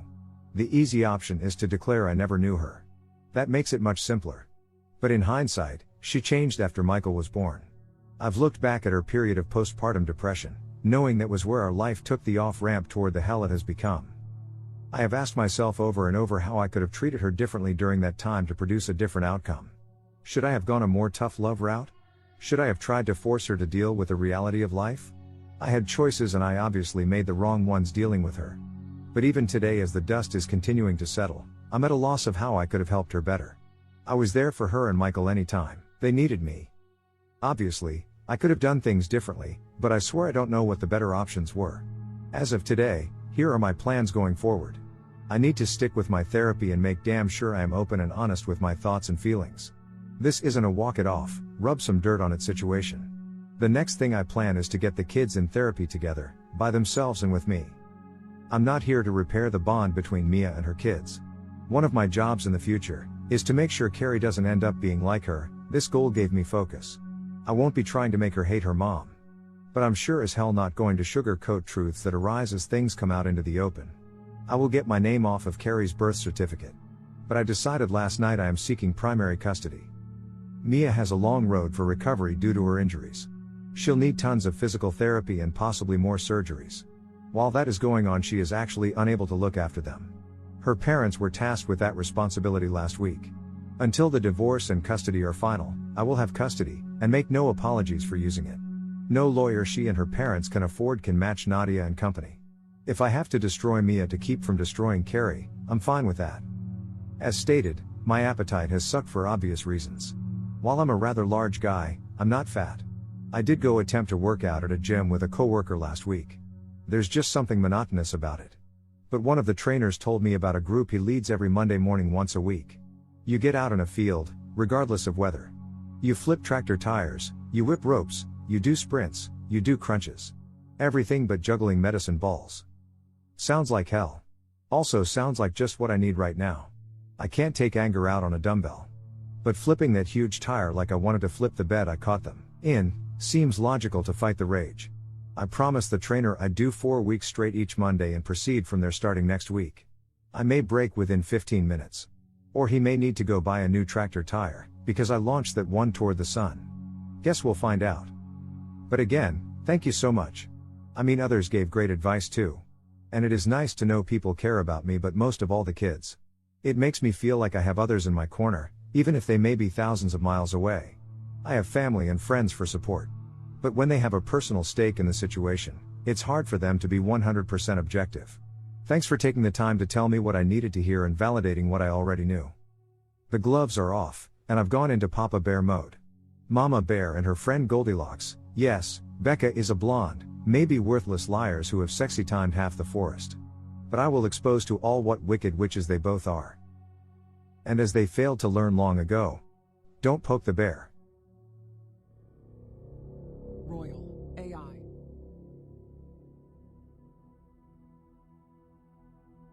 Though I'm not sure where to begin, I don't want to leave anything out. I do have a sense of what I hope to convey when I'm done. It's just very hard to discuss any one aspect of my situation that doesn't branch into other parts of my life. If this sounds disjointed, forgive me, but this will be a long read. The life I was living has been gone long enough, to the point where it feels like it was all a dream from which I woke up. The best analogy I can give is that Mia cast Michael, Carrie, and me in a tawdry reality show against our will and without our knowledge. The show got cancelled, the facade was revealed, and we're left with the cold reality of our collective reality. Not a day goes by that I don't think about how happy I was in my old life. But now, knowing it was all a complete and utter lie built upon lies, I wouldn't want it back. The biggest news I need to share is that I am no longer legally Carrie's father. I have never been her father biologically. My name is off her birth certificate. Officially, because Mia and I are still married, I am now Carrie's stepdad, as odd as that sounds and is to say. When the divorce is finalized, As things presently stand, I will officially be nothing to her, nor her to me. What should have taken about 2 months to do, took 4 months because there was an upcoming divorce to consider. My name had to be removed from her birth certificate to properly forge ahead with the divorce. Legally, I had every right to pursue having my name removed from the birth certificate of a child that is not biologically mine. It was still left up to the ruling of a judge to adjudicate if removing my name was in the best interest of the child. DNA is legally binding to make you pay child support for 18 years, but our court systems find that of secondary importance when it comes to removing names from legal documents. I was willing and able to show the judge I will voluntarily continue to pay Carrie's health and supplemental insurances. Many guys in my situation couldn't do that, nor should they have to. None of it should be left up to a judge's ruling. The unjust system didn't affect me, but that doesn't mean it is remotely fair. From the moment I first knew Carrie was not my daughter, I have pondered over and over in my mind how to best handle the situation. Yes, learning she isn't mine emotionally destroyed me in ways I don't think I could verbalize. But addressing Carrie's situation with emotion would have been a recipe for disaster. Our emotions betray us, because they are not based on reason and logic. Allowing my love for Carrie to guide me, would have been just as stupid as allowing my hate for Mia to guide me. And legally, I had every right to cut all ties with Mia and Carrie as neither one was ever mine. Morally, I couldn't let Carrie suffer economically because of her mother's rampant promiscuity. Ethically, I could not allow her to feel any of what her mother did was her fault in any way.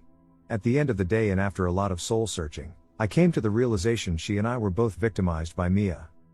My soon-to-be ex-wife removed my agency in regard to every aspect of our relationship when she cheated.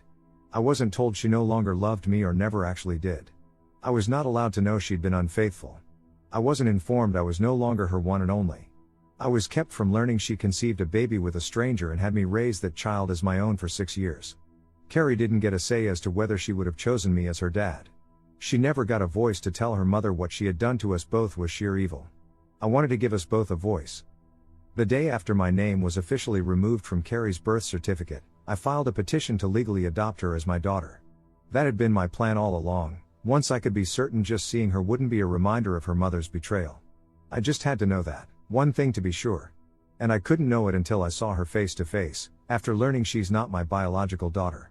If seeing her had felt like the slap in the face her mother gave me when I caught her cheating, I couldn't have done it. People are free to think I'm wrong for feeling that way. Fragile masculinity, I believe, was the term a toxic feminist used toward me, when I wasn't sure how I'd react seeing Carrie again. If I had totally abandoned Mia and Carrie, which I had every legal right to do, I still wouldn't be in the wrong. And I won't pretend that keeping Michael in my life didn't influence my decisions, since Carrie is his sister and Mia is his mom. He's a good big brother and she loves him, that fact mattered in the choices I have made. But Carrie is my daughter. No, it is not to the same extent as Michael is my son, because he is blood related.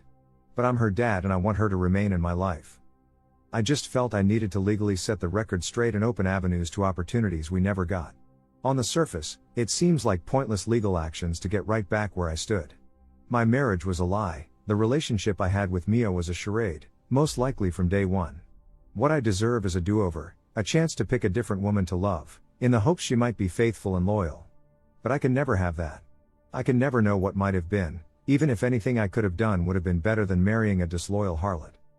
The kids won't learn the details of their mother's promiscuity and betrayal for many years. But I want them, particularly Carrie, to eventually know my struggle to keep it together and protect them.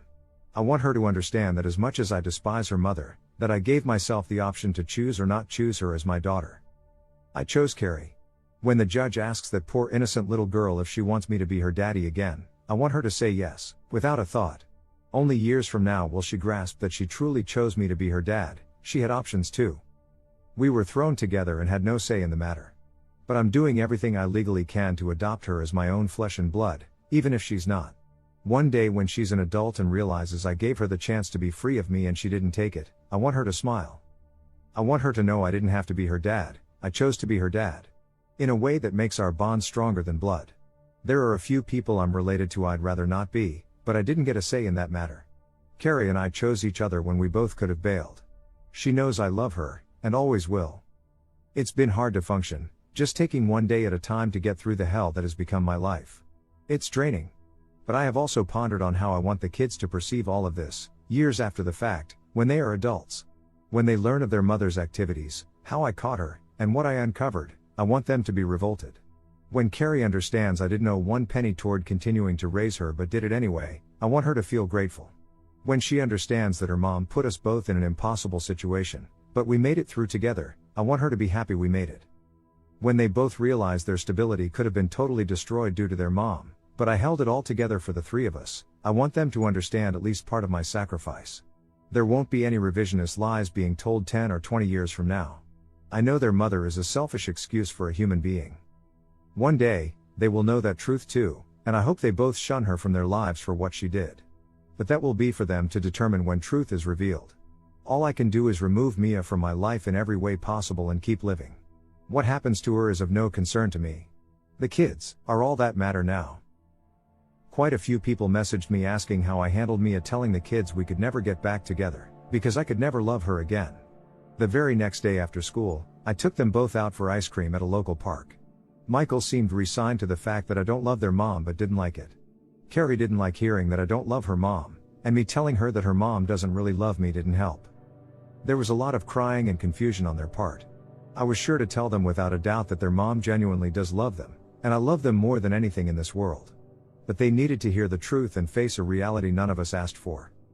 I told them I know they both love me and love their mom. That was really all that was important. Carrie asked me why I don't love her mother. I wanted to be as honest as I could be with her. But I didn't think there was any age-appropriate way to tell her that her mother is a batshit crazy parasite. Telling her that her mom lied to me and hurt me was all I could come up with. She hugged me to try and console me.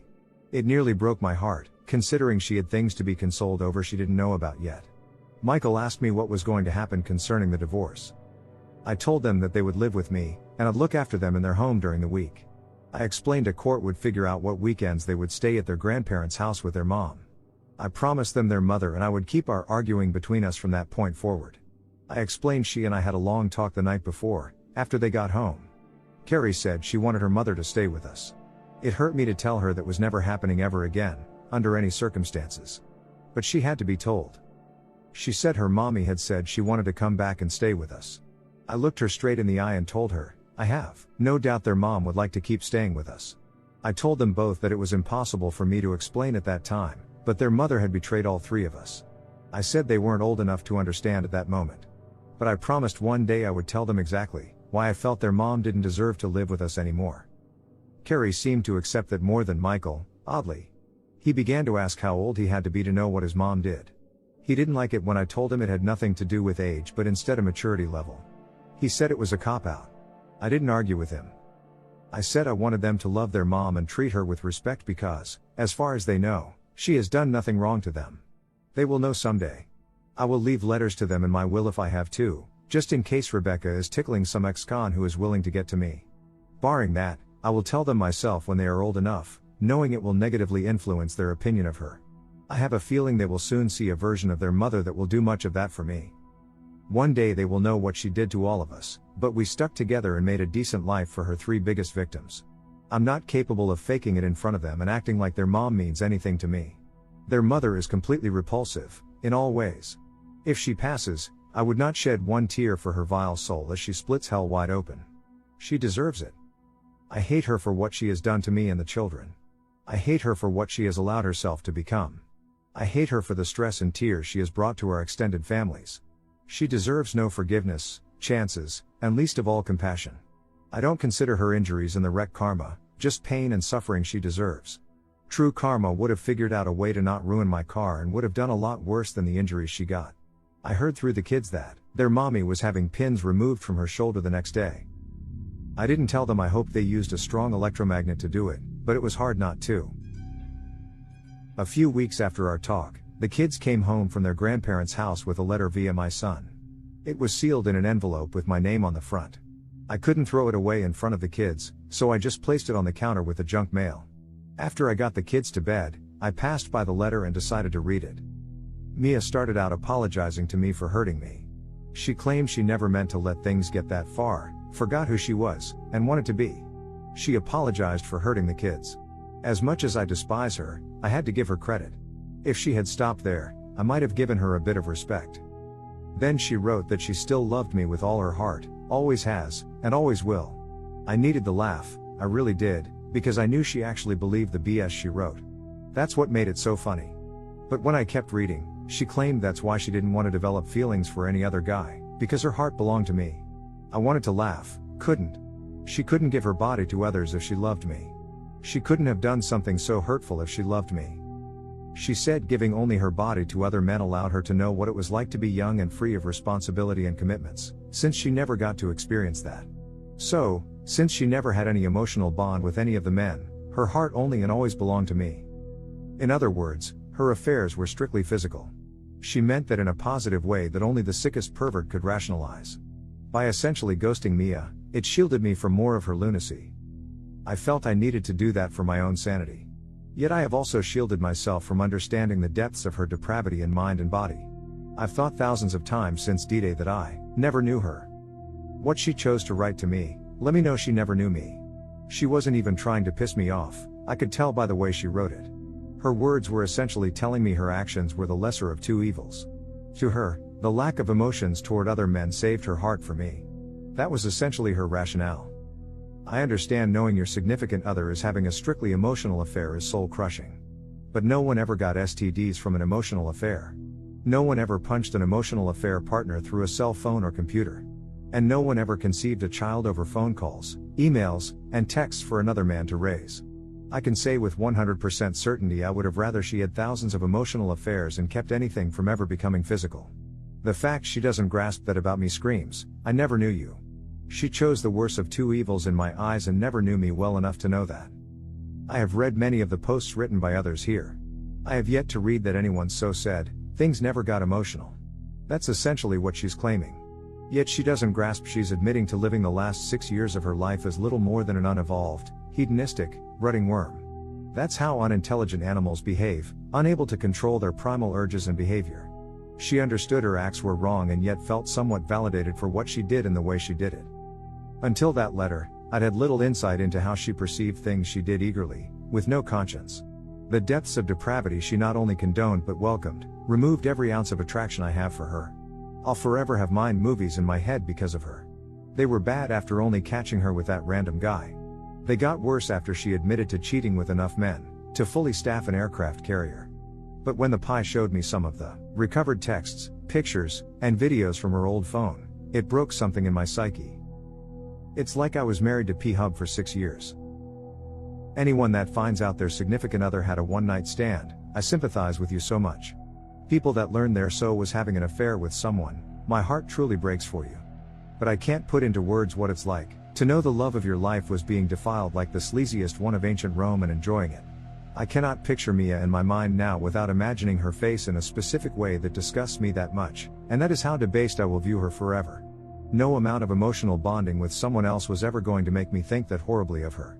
Unworthy in an instant, she turned into a 6-year time bomb. The motion to adopt Carrie was the second or third biggest thing Mia had to worry about the day I filed paperwork. At noon, a sheriff's deputy showed up at her parents' house to serve her with the divorce papers. At 10 minutes past noon, another deputy showed up to serve her with paperwork, due to the civil suit I filed against her. The calls and texts from her parents' phones went unanswered and unread. Calls to my lawyer were met with urging to get her own legal counsel to get the ball rolling. That wasn't what she wanted to hear. I'm told she screamed and yelled at several staff members that day. Nadia eventually told her that the divorce would proceed, like it or not. Any further harassment to her or her staff would be severely dealt with. I kind of wish Mia had kept pushing. Orange was never her color, but what she's done should truly be criminal.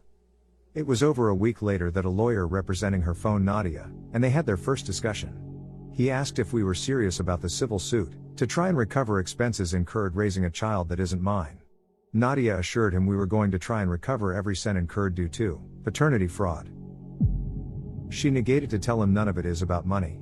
Even if I win, the odds are high I will see little or none of what any court awards. But if I win, it will be money coming out of any and every paycheck going to me until paid in full. It would be a costly reminder and punishment for what she's done. And even if I lose, she has to pay a lawyer to represent her, and that's more expenses she can't afford. He said he understood the vast majority of assets, including the family home, were mine long before we married. But he urged that we couldn't honestly expect to get custody of both kids, have her pay child support, and for her to live with no spousal support after a severe accident. Nadia told him, His client had been unfaithful in the marriage long before the wreck and that she picked a bad time to get caught. She informed him our goal was to make it as painful for Mia as possible. Her car was the only item of any value in her name, which was in her possession, and she could keep it. Mia was allowed to keep her retirement savings as her own, because my portfolio dwarfed hers. She wouldn't have even had that 401k without my urging she put in the maximum allowed each pay period. She never had to contribute to any utilities. Buying her own car and paying her own insurance was her only expense. The rest of her money was her own. Now she gets to live on it. I know she's already feeling the financial pinch, and it's just going to get worse for her. If I win the civil suit, Starbucks sales will plummet. But it has to be done. I just don't think she ever expected I'd go to the lengths I am. As far as cars go, I drove her car around for a few months after my car was wrecked. Being the only thing of value that she owned, adding mileage to the car was satisfying even if it was petty. But I bought a beautiful new SUV, and got my buddy to follow me in it as I drove Mia's car to her parents. I left the key in the mailbox with no idea when she'd be able to drive again. Given her past, I was sure she'd be on the hunt for vitamin D as soon as she was able. I hoped living with her mom and dad was making her feel young and free of responsibility. However, having random men come over for a pajama party at her parents' house is just tacky. She would eventually need some place classy to offer her sugar walls to strangers, like a 2020 Acura. I thought about donating her car to the local community college criminal justice department. Those candidates would be experts on the use of luminol by the time they became actual police. As warped as it sounds, the most satisfying thing about dropping that car off was the spare tire. It doesn't have one, never did. That was a major point I gave her when she asked my opinion about purchasing the car. I remember her saying all sweet and cute, that she had me to call if she ever got a flat. It was all I could do not to leave a note under the trunk mat saying something like, "Bet you wish you had a spare now." But I'm sure eventually she'll get the message, all on her own. A few days after the lawyers spoke on the phone, they met in person to discuss things. Her side wanted a meeting to discuss Carrie's situation. Even if I didn't want to, I didn't want her putting up walls to prevent me from adopting Carrie. I agreed for our daughter's sake, and we met them at Nadia's firm. I was seated in the main conference room, when Nadia walked in with opposing counsel and Mia. I had never truly understood what people meant when they said someone looked rode hard and put away wet, until that moment. She looked horrible. For quite a few minutes, I thought my eyes were just deceiving me with some sort of blood rage hatred hallucination toward her. It wasn't until Nadia gave me a side-eye glance due to my ex's appearance, that I finally knew I wasn't tripping. She'd lost weight to the point that the sides of her face were ever so slightly concave. She'd never been fat and shed the baby weight both times with ease. She looked like she had an appointment to get her mug shot taken in Florida. She'd cut her hair. It wasn't quite a Karen cut, but it was Karen-esque. And it looked like it hadn't been washed since the wreck. I'm not sure what she could have worn that would have been flattering. But I swear, I made sure she got all her clothes back. So, nobody could blame me for that ensemble. The two lawyers discussed some things back and forth to start the meeting. I could feel Mia's eyes on me, but I didn't want to look in that direction. I wanted to convey hatred and scorn if I looked at her. When I finally glanced her way, I wondered where the beautiful girl I once knew had gone. Bullet dodged. From beautiful to bag lady in 6 months. Now I'm just somebody that she used to know. Thankfully we began discussing Carrie, to take my mind off of how rough she looked. They asked if there had been any attempt to find Carrie's biological father yet. I told them, nothing pertaining to that was going to take place until the divorce and custody issues are totally finalized. I then asked if she'd remembered any names that might lead us to baby daddy number 2. I felt trashy just saying it, and she didn't like hearing it, but truth is truth. She said no names from that time in her life came to mind. I asked if she had any plans to block me from legally adopting Carrie. She insisted she wished I never had my name removed in the first place. She certainly wasn't going to try and keep me from putting it back. That was all I needed to know. Have a nice day, drive safely. Or not. Before I could stand up to try and urge the meeting to end, Mia asked me, "Could you have forgiven me, and taken me back as your wife after my first mistake? If I confessed to it and swore on my life to never stray again." She got me. It's a question I knew she had asked herself over and over since the first night she strayed. It's a question she knew the answer to, and so did I, and that was the sticking point. Just asking the question was her way of making a statement. She knew, giving her body to anyone else in my eyes was an act that would cause me to remove her from my life as instantly and permanently as possible. We had discussed many times how we would both treat being cheated on. I'd told her if I ever found out she cheated, I wouldn't listen to another word she ever said. The time to talk was before infidelity, everything after is just noise, excuses and hot air. After several minutes of silence, I reluctantly told her she already knew I would not have given her a second chance.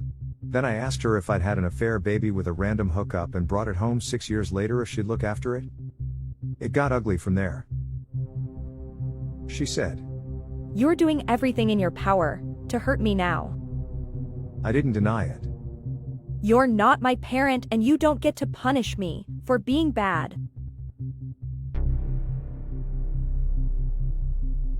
She was talking in reference to the civil suit. I made sure she understood the divorce was to punish her. The civil suit was hopefully literal payback I was owed. She said, You're willing to destroy the lives of the kids in order to get to me and destroy me. I told her she looked like she'd been smoking meth, but after that accusation, I had proof. She started to cry and tell me she loves me. I just rolled my eyes. Because her tears now garner no sympathy from me and only make me want to treat her even crueler. I promised her the kids would always be well fed and well dressed, but made sure she understood I didn't care if she starved or had to wear sackcloth. At one point in my life, I would have done anything and given anything to make her happy. I asked her if my all wasn't good enough for her to be faithful, what more I could have done for her to not betray me. She said, I betrayed myself. I yelled that she betrayed Carrie. I told her she betrayed everyone in her life. The lawyers calmed things down, and Nadia shared a proposed temporary visitation agreement with them. Knowing which weeks she will have them, will allow her to schedule doctor appointments better.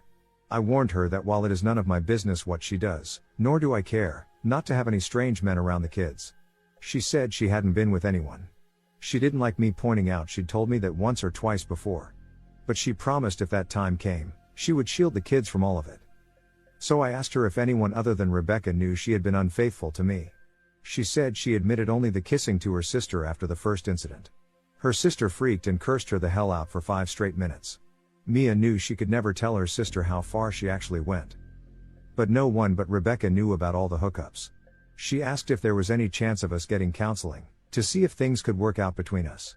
I asked her why I would want a marriage with a dead bedroom. She pointed out we never had a dead bedroom. I explained it was sure as hell dead now because I'd never touch her again, with a body count higher than COVID. Mia asked if I hate her. I'm not sure if that was a yes or no question, but, with every fiber of my being, will have to suffice. So, there's that. And that's essentially where we are. Just waiting for the divorce case to go before a judge. The civil case can't even go on a docket list until the divorce trial ends.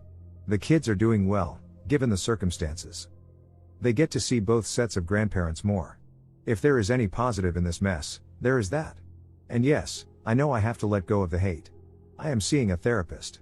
But it took me quite a while to find one I like. Even she acknowledges I have a lot of legitimate reasons to hate Mia. I'm not the kind to seek validation, but knowing my hate isn't irrational helps quite a bit. I know it isn't good for me. My new therapist is helping me vent and try to let go. I'm not very good at meditation, but it's new to me. My first therapist was okay for about 4 sessions.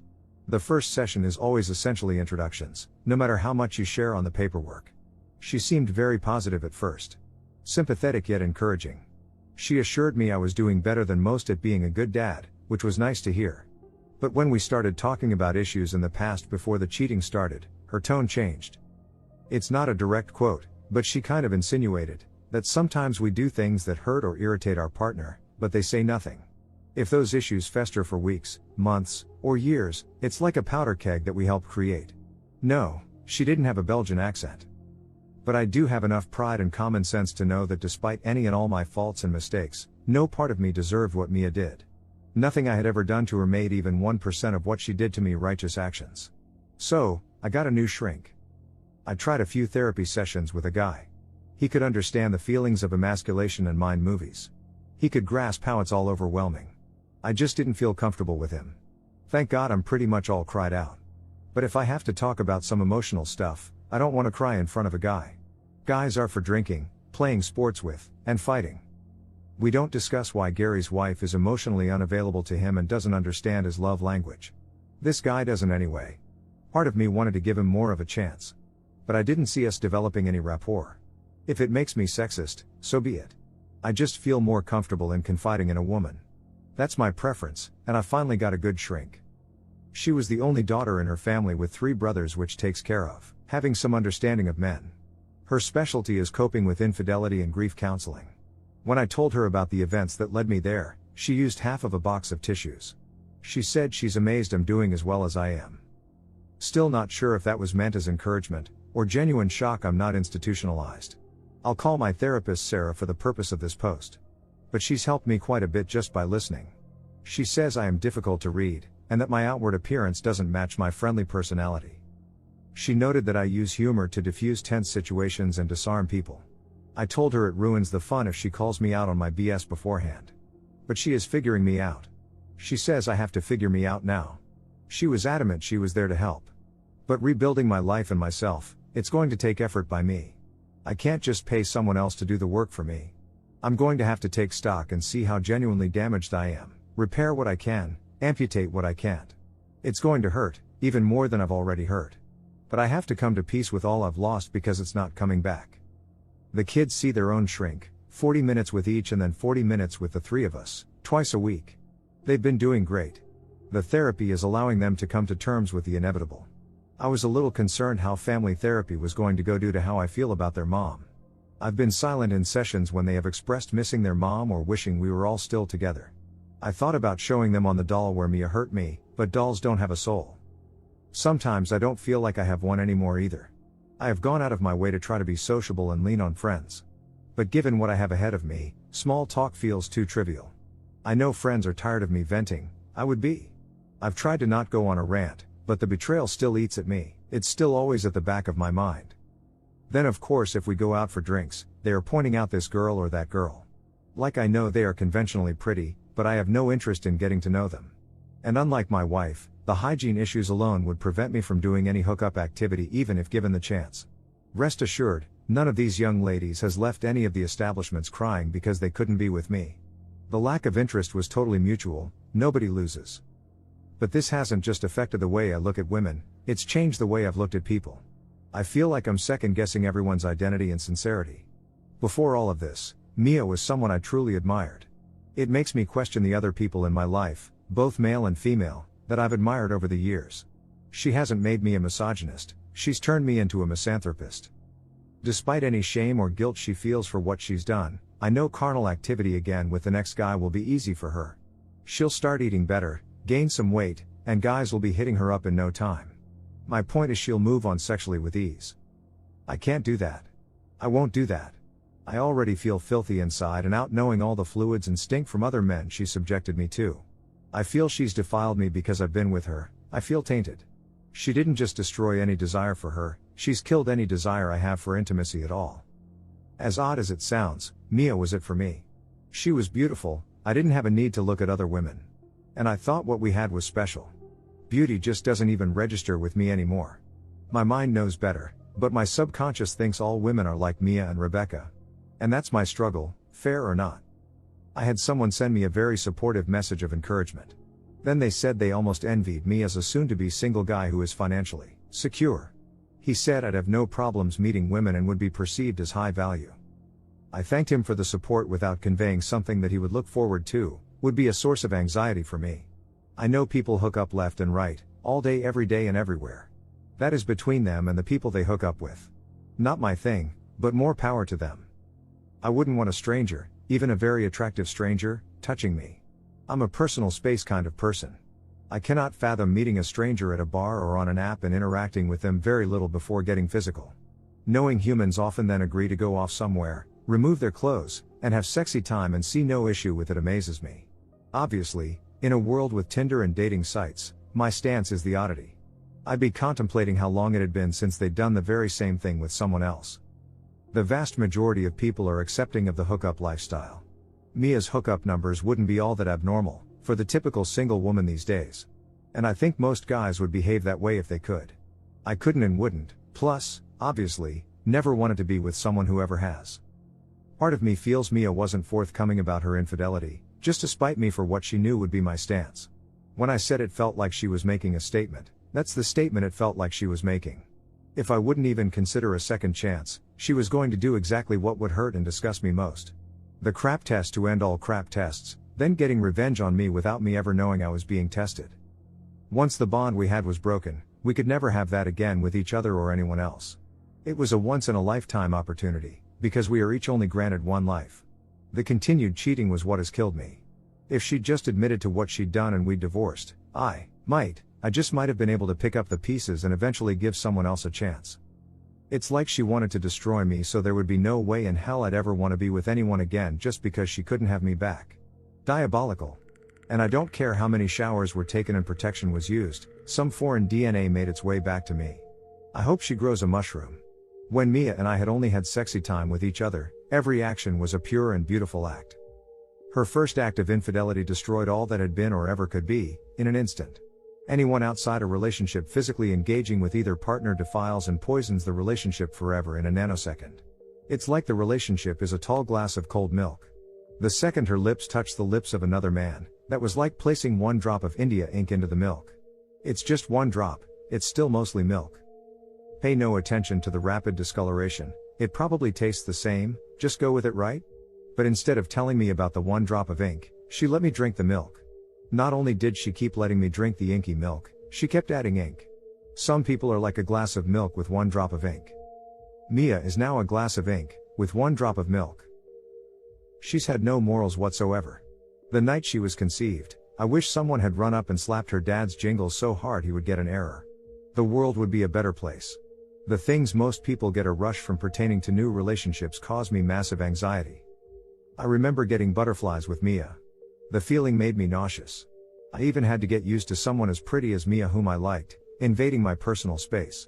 It's not a self-esteem thing. She and I were both outgoing around each other but introverted by nature. Figuring out how to really kiss, feeling that closeness for the first time, I had to ease into it. Everyone thinks all teens are hormonal horn dogs, but she and I actually weren't. We very slowly progressed things physically as we learned and grew more comfortable. I was taught that was the way it was supposed to be. That's what I wanted. That's what she swore to me she wanted as well. The thought of trying to be intimate with someone new just makes me cringe. But of course, now the thought of Mia is like the antidote to Viagra. It's all too much. I find myself ashamed more every day to be part of the human species. My life wasn't supposed to go this way.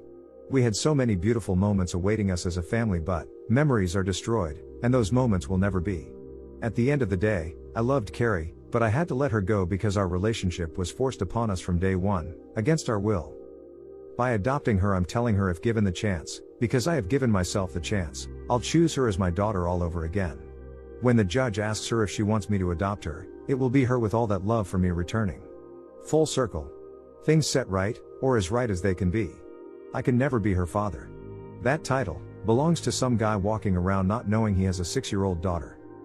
But I'm the only dad she will ever know. Protector and provider, long after any legal obligation would have lasted. I've done what I had to do to keep my sanity, even when others questioned my actions or accused me of being cruel. I've done what I thought was needed, to allow Mia's 2 biggest victims to stake their claim to what was never truly theirs. I've made mistakes how I've handled things. I won't know they were mistakes until much further down the road. But I've done my best. I will try to do another update when I can once more issues are finalized. I apologize for the rant and lapse between updates, for when I say some harsh things, and for the length of this all. I will try to do better as I and the kids press forward, together. Peace and thanks to all. You, sir, are by far one of the strongest men I know of. You deserve a loving and loyal woman, who will complete you, and I know one day in the future you will find her. Hope to see more updates from you in this journey. For you are an inspiration to many. I'm no stronger than the next human, but thank you. I'm learning as I go. If one word I write can help someone going through something similar, it was worth it. I honestly believe all, or at least most people have an inner strength they don't even know about because they have never had to rely on it before. I hope they never do. But when someone is diagnosed with cancer, a loved one passes unexpectedly, they encounter financial ruin, etc., that strength is there to get them through. As far as anyone else in the future goes, it's just not worth it. There was one person I didn't think I could live without, now she's gone and I'm still living. That proves I need no one in my life at the end of the day. Any benefit a woman could bring to my life, is dwarfed by the potential chaos she could also bring. Vegas would call that a sucker's bet, and I'm not playing with house money anymore. I cried a little reading this. You seem like a really great guy and dad. Wish you the best of luck. I'm a good dad. The hardest thing to do since D-Day has been not to shower them with Amazon love. I could buy them so much stuff. But I want to spoil them with my time and attention. Yes, I have gotten them brand new outfits for the entire weekend. Every weekend they went to their mom's. But that was to make her feel bad she can't get new clothes and show her the kids are doing great with me and without her. I haven't bought Carrie a pony, but if she ever asked I'd be rationalizing it for her in my head. They are both active and not really materialistic. That puts me at a huge advantage post-rec with them. I didn't mean to make you cry. I appreciate the well wishes. How you feel today doesn't have to be how you feel tomorrow. It has been just 6 months since you experienced a trauma that is bigger and worse than any trauma you have experienced before. I would be honestly surprised and shocked if you would already now be thinking about future relationships or having sex with someone. I understand where your thoughts are coming from, but I want to urge you to always take into consideration that you can't think that you will ever be interested in being romantically involved with someone again right now. That is okay and probably even for the better, but how you think about that in a year from now or 2 years from now might be different. So be kind to yourself and take all the time you need. You can and will do this. Regarding Mia, there are 2 things that I want to tell you. I bet that the way she looked at the meeting with the lawyers was something she planned. The choice of clothes and how her hair looked was planned in hopes to get a reaction from you, at best that you feel pity for her. She knows you and wants to manipulate you into feeling sorry for her. It was good to read that she didn't get the reaction from you that she wanted. But with that, then comes the next point. Hate will cause more hate. At one point, and I think Mia is very, very close to that point, she will accept that you will never take her back or give her another chance. The feelings she has for you, which she defines right now as love, will then change. Due to the civil suit, the way former friends and family members perceive her, the knowledge that the kids will one day find out about what she did, and probably also by being in contact with Rebecca, these feelings will turn to hate towards you. The way you are feeling, including the hate, is justified, and that you let it out by making her life as miserable as it is possible for you is okay as well. But you need to prepare yourself for the backfire from her, which will very likely come. Once she realizes that there will be no future with you, and when she despises the situation she is in her mind only because of you and your decisions, she will start to shoot back. That is something you should prepare yourself for. She knows you, knows how and where to hurt you, and you even told her clearly how she could hurt you. When you told her to keep her lovers away from the kids, you gave her an opening that she can use to piss you off or to hurt you later on. Be prepared for that to happen. If it never happens, great, then you prepared for nothing. But I have a feeling that rather sooner than later you will get to know a very different Mia. So in all you do, try to think 2 steps ahead and assume how she might react, so that you can be prepared. I like the way you approached the situation with Carrie. One day she will realize what you did there and that you needed that to make a conscious decision for her. Look forward to that day. The letter that she wrote you, if you haven't put it already in the trash, then I would urge you to keep that just in case that in a few years when you tell the kids the whole story, Mia tells them that you are a liar and it was you who was responsible for the destruction of your marriage. The letter is a written confession which you should keep, just in case. Stay on your path and allow yourself to be proud of how you handled everything. That's a very interesting point of view that I had not considered. Thank you again, Kranich. Mia was always so focused on what she wore and how she looked. It confused me to see her looking like a war refugee. So you think that was basically attempted manipulation?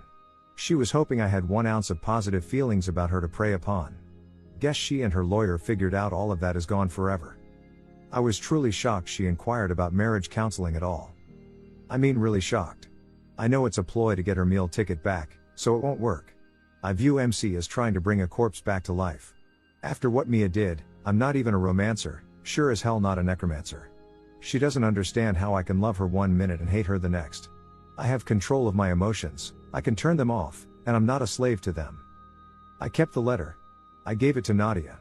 The firm is putting a big file together for me, with all the evidence and paperwork for when the divorce is done. When the day comes to reveal Mia's unforgivable acts, I'll be prepared. And I think you're right, I do need to be prepared for some kind of attempted retribution on her part. If she shows up at the house, I will go restraining order on her so fast she won't know what hit her. If she tries to manipulate the kids, I'll go at her legally and via her parents. They aren't happy with her at the moment and love their grandchildren. In an attempt to fulfill my promise to update more often with shorter posts, this will hopefully accomplish both. My apologies if any of my previous posts caused eye strain or an aneurysm. I assure you all that was never my intent. Someone asked in the comments of my previous post about Rebecca and if I've had any interaction with her. Just so no one has to go back and read that response, I will explain where things stand here as well. I have not seen or communicated with Becca at all since that fateful morning. I do not know how prominent she now is in Mia's life. I don't know if they have had any contact, but I would imagine they have. The kids have not mentioned Rebecca at all. What they tell me is the extent of what I know, which isn't a lot. However, a few weeks after all hell broke loose, I confided in an old friend exactly what was going on. I chose the friend I did, because his wife is a notorious gossip. She, too, is a good friend of mine. So, I didn't feel any guilt for using one of her negative traits for my benefit. To those that don't know, Becca owns her own salon that employs 9 people besides her, when fully staffed. Since word slowly spread through the friend group, 2 stylists have left Becca's salon. I cannot know if they left for greener pastures, or as a protest for her role in my marriage failing. But I can hope. When things are finalized, I will be airing her dirty laundry freely and often. If that causes some people to not want to work for her or visit her salon, that's great. But I will have to wait to verify if my actions bring her any misery. One thing of note, is that I ran into Mia's sister in the grocery store. She hugged me and apologized for her sister's stupidity and immorality. I have no doubt many here would have told me to have no contact with her, since she is of the enemy camp. But I have always liked Mandy and her husband Doug. So, I invited them over with their children to enjoy the pool. We cooked out and Doug looked after the kids and the grill while Mandy and I talked. We made every attempt to not let any of the kids overhear our conversation. Thankfully, they were all distracted by the pool and plenty of good food to let us talk at length. To make a long story short, Mia's family knew she cheated on me with more than one man. But Mia blew smoke up their collective noses when it came to any admissions about body counts. Mandy and her parents were told Mia had a couple of short-term affairs after Michael was born, until she got caught. When she used the term a couple, I asked how many Mandy considered a couple. She replied, 2 or 3. I went and got the folder containing just text exchanges between Mia and the guys she'd had adventures with for Mandy to view. As she perused through the pages, I explained we were able to verify 47 different guys Mia had engaged in sexy time activity, from since Michael was born. I made sure to explain that those 47 were just the tip of the iceberg, since we knew she had often arranged one-night stands via various phone apps, without any trace. Mandy didn't know what to say when she heard Mia's verified body count. She wanted to immediately call her parents to inform them and to curse her sister out. Mia's lack of being forthcoming about the number of men she cheated with was enough bad news to wrap her head around. Then I put 2 and 2 together and realized, nobody in Mia's family had yet been told I am not Carrie's father. I'm not sure who was more pissed off about that fact, Mandy, or me. But Doug had to stop grilling to attend to his wife due to the tears she couldn't hold back. She walked around to my side of the picnic table and gave me a hug as she told me repeatedly, she was so deeply sorry. Doug was stunned. He gave me a pat on the back after making sure Mandy was okay, and told me we'd go out for drinks later that week. My soon-to-be ex-wife may be a piece of dog crap. But her family and the people that married into that family seem to be as good as gold. But I will continue being cautious about how much trust I allow. I filled her in on what actually happened that morning and how I came to find out paternity results. She was stunned to say the least.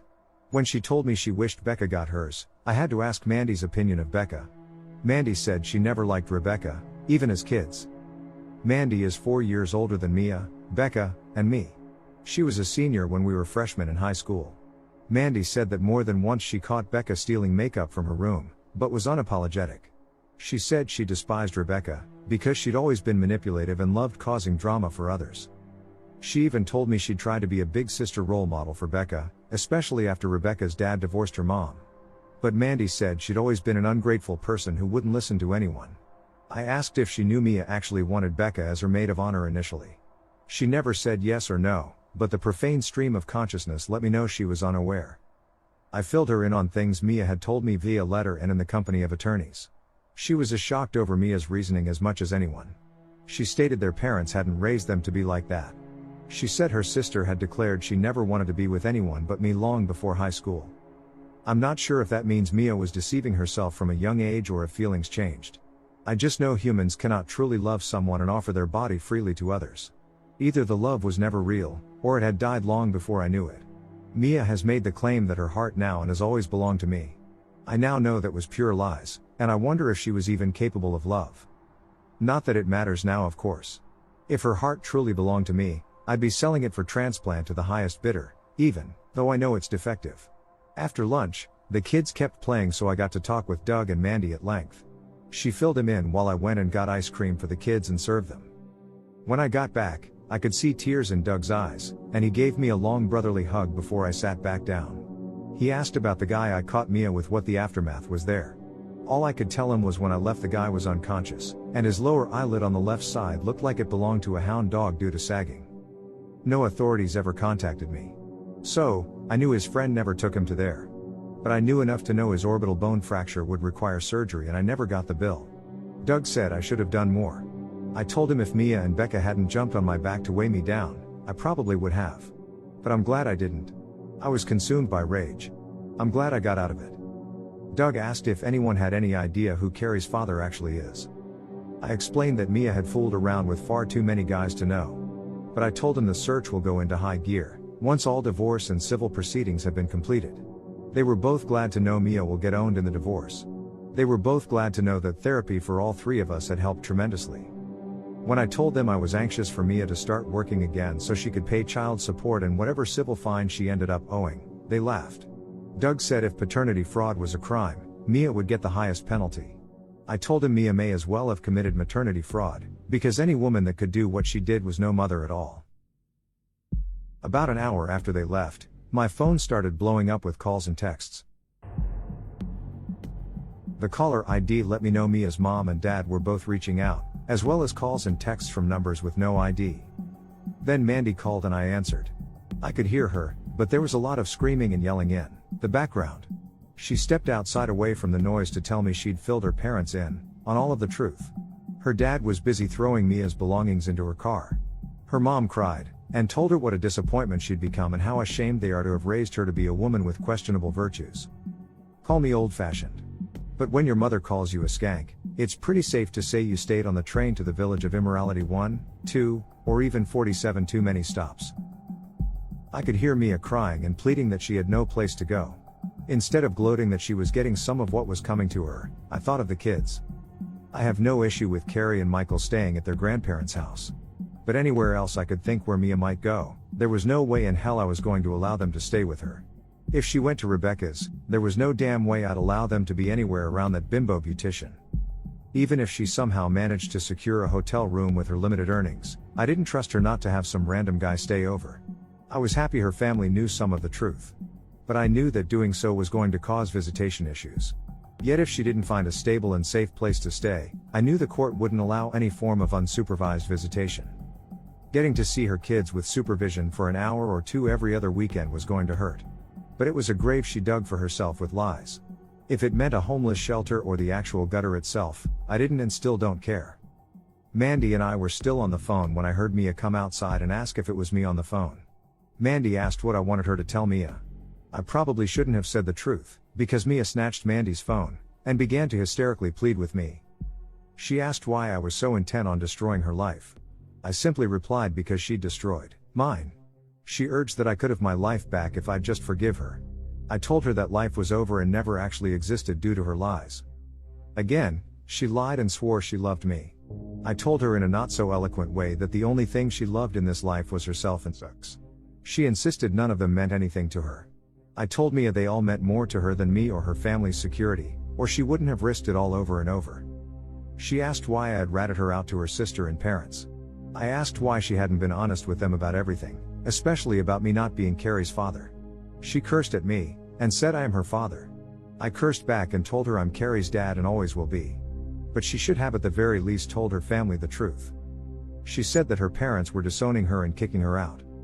I told her I'd heard, I was happy to hear, and I was going to do everything in my power to make things worse. She said she loves me and asked how I could be so cruel to someone that loves me. I told her she should have been asking herself that question 6 years ago. I told her I knew she felt regret, simply because she was losing everything and now people are hearing the truth. But I explained what she did makes her worthy of being shunned as well as spoken ill of and toward. What she was experiencing from her family is what she in fact deserves. That was it. 3 days later, Nadia called and said Mia's attorney called to try and set up another time to meet together. We set that meeting up for last Friday at Nadia's office. Needless to say, I didn't want to see or talk to her. But I knew being essentially homeless would have implications on judicial custody decisions. As soon as we sat down together, her lawyer informed me that Mia had been living in her car since her parents kicked her out. I asked why she didn't stay at Rebecca's since that rotten apple helped get her into her situation. Mia didn't respond. Instead, Mia asked if there was any way I'd let her come home or if we could do marriage counseling. I told her she needed to ask her parents if she could come home. The house where the children and I lived was off limits and she and Becca were to stay far away. As far as marriage counseling went, she was free to try it with whomever was stupid enough to marry her next. But I was certain she could never be faithful to anyone after what happened. Her lawyer objected to my language and the harshness of my words. I told him he was a money-grubbing fart, just for representing her, and asked if she was paying her legal bills via OnlyFans. Nadia put her hand on my shoulder to calm things down, and asked if we could all be more civil. I asked to take a break because I'd already loaded my next verbal salvo, and I needed to let off some steam. We took a 20-minute break, and I went out to my car just to get away from everyone. I saw Mia's car and thought about writing "Home Sweet Home" with my key on the hood. But I knew I couldn't, and I was already dealing with enough lawyers. I could see fast food garbage on the passenger side and piles of clothes in the back seat. Living the nightmare. That's what she'd done to her life and mine. I'm trying with the help of a professional to let go of the hate. But I saw no reason to treat her with one molecule of respect or decency. Everything about her was indecent, and she doesn't even respect herself enough. At any rate, Nadia urged me to try and keep my answers to the yes or no variety if possible. I agreed to try, but explained there was only so much of my ex's lies and excuses I could listen to. She assured me she'd try to get us through the meeting as quickly as possible. When we sat back down, I just glared at Mia and her lawyer to let them know I meant business, without saying a word. Nadia started the meeting back up by asking Mia if she'd sought out or received any therapy for herself. She claimed she didn't have the time while dealing with physical therapy, nor did she have the money as her insurance wouldn't cover therapy. Nadia asked if we paid for it if Mia would attend a few therapy sessions by herself. My head turned toward Nadia so fast when she asked that, I thought I'd get whiplash. But she kicked me under the table to let me know she had everything under control. Her lawyer immediately said Mia would only see a therapist of her choosing, regardless of who paid for it. Nadia indicated that was fine, but that some therapy might help her process her emotions to be a better mother in the future. I still thought Nadia had lost her mind proposing such a thing, but let her keep talking. Her counsel insisted they would talk about it and give us an answer in the future. My lawyer stated that in spite of being opposing counsel, as a woman she wanted to ensure that any women involved in cases she was working on got the help they need. I won't lie. The way she said it was so convincing I seriously thought my own legal representative had turned on me. Mia asked if we could do counseling as a family unit. That time I pushed Nadia under the table, to tell her there was no way I'd agree to that. Nadia kicked me back before telling them, if Mia went to several sessions and the therapist thought it would be beneficial, we might. I knew Nadia had a reason to be proposing what she did. Just wish she'd filled me in ahead of time. I knew I'd learn what the goal of her tactics were later, but I was perplexed until the meeting was over. I asked Mia if what she was now going through was worth all the cheap, meaningless adventures with strangers. I seriously wanted to know if being able to do what she did for years was worth losing it all. I pointed out she had to enjoy what she was doing, or she wouldn't have kept doing it. I really wanted to know if those experiences were worth losing a loving husband and custody of her children. She began to weep what looked like sincere tears before telling me, no. I asked if she felt any actual shame. I knew she felt tons of regret, if for nothing else, for getting caught. But I wanted to know if she felt ashamed for people to eventually know every deviant detail of her tawdry escapades. She claimed she very much did, especially now that her family knew. I asked if she really thought she could hide the truth from her family forever. She said she hoped to keep it all from getting out, at least until she started back to work and got a place of her own. But she knew it would come out eventually. She apologized for hurting me, and claimed she never ever wanted to do that. I told her she didn't hurt me, she destroyed me. I told her every single day, all day long I feel pain. It's in my soul, but I can feel it in my joints, my muscles. But Advil brings no relief. My heart is so broken that when she poisoned my soul, it seeped into my appendages. On a good day I feel numb. On a bad day, the tension fills my body. Depression causes physical aching sometimes, and some days I wake up feeling sore for no reason. She cried, hearing me express the pain her actions were making me endure. I told her to tell me what I ever did to justify her betraying me so thoroughly and cruelly. She just cried harder. I asked her what she thought she deserved from me in life after the things she'd done.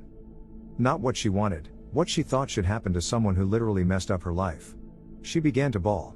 I was sick of the tears and lack of answers. I was done. The meeting ended with Mia's lawyer trying to get her out of the office, as she repeatedly asked me to forgive her. I kept telling her to go home and drive her home somewhere else, because we were done talking. When they finally got off the premises, I made Nadia explain why she'd proposed I pay for Mia to see a shrink. She explained doing so would be seen as a favorable act by the court. But Mia was clearly unstable and not coping with life very well. If a professional recommended or insisted she needed to be hospitalized for her own good, well, c'est la vie. In a distraught state, it is very easy to get yourself institutionalized at least overnight. Allowing her to see a professional might get her some help, but it also might help us when they see how frazzled she's become. She deceived me for more than 6 years about my entire life. I feel no guilt in not revealing my true intentions of why I actually want her to see a shrink.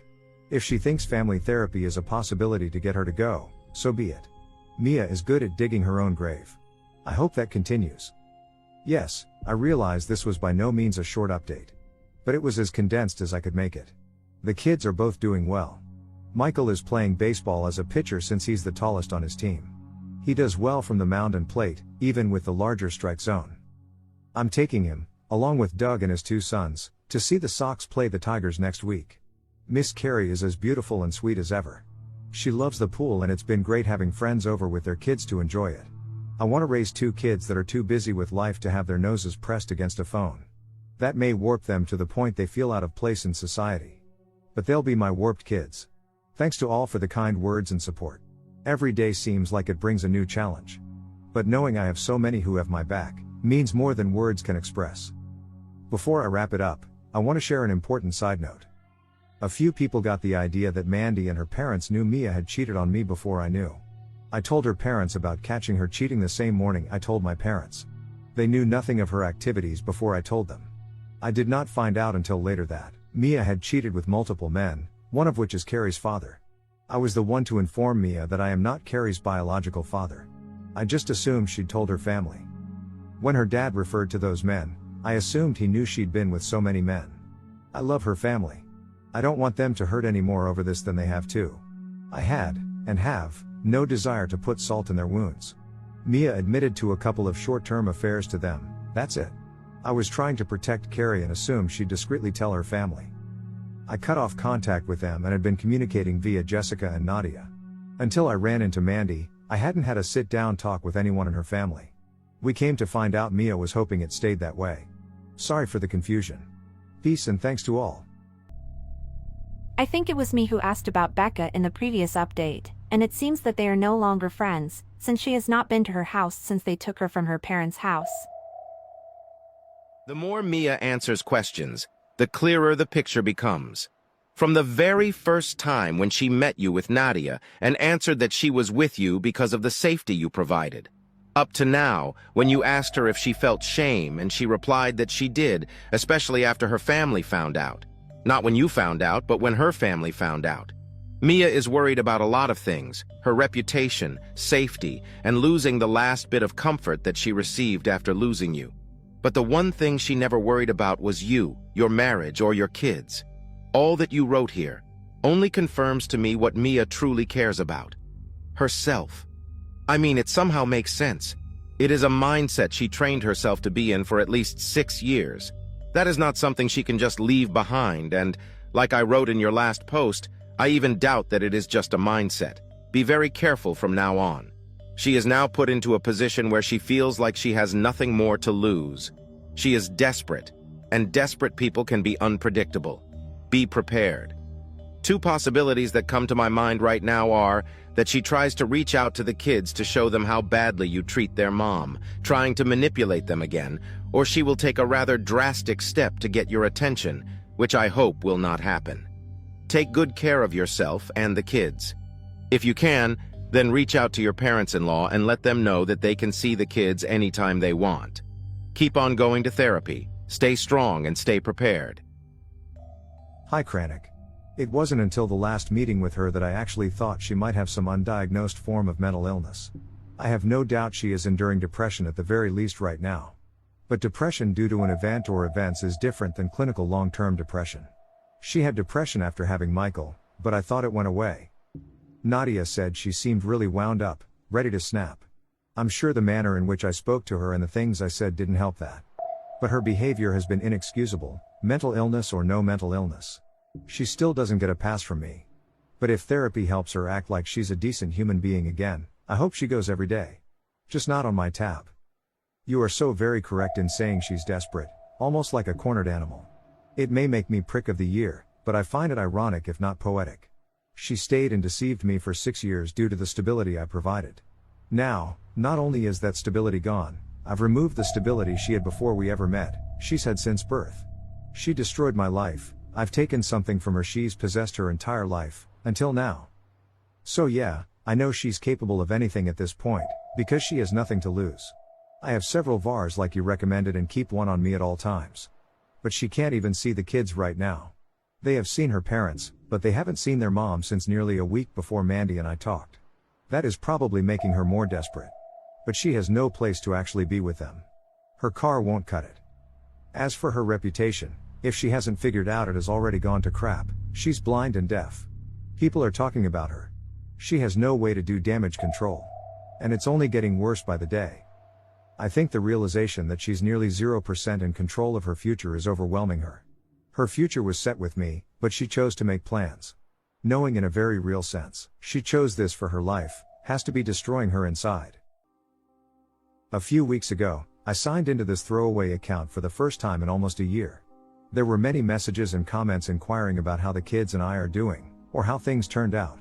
A very large part of me wanted to ignore them all, sign out, and never log in again. Because I have managed to get back on course with my life and my children's life, and dwelling on the past only hinders forward progress.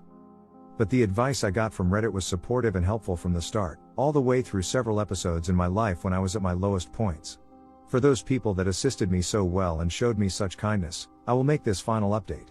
Because I do owe a huge thank you to the many who helped me navigate the minefield I didn't yet know I was living in. It's been so long since my last update, much time has passed. Many events have occurred, to the point where this can't be explained in 2 or 3 paragraphs. Because things have now been finalized beyond what I ever imagined or intended. When I last posted, my soon-to-be ex-wife Mia had been kicked out of her parents' house for neglecting to tell them, I am not the biological father of our daughter Carrie. I had informed them I'd caught their daughter cheating the same morning I told them about our wreck. However, she had not revealed to them that the guy I caught her with was just one in a long line of men with whom she cheated. Mia had been forced to live in her car because she had nowhere else to go after being disowned. Meanwhile, I was in the process of attempting to legally adopt Carrie, after having the court adjudicate I am not her biological father. And my attorney Nadia was attempting to get Mia to see a mental health professional of her choosing, in the hopes it might benefit me.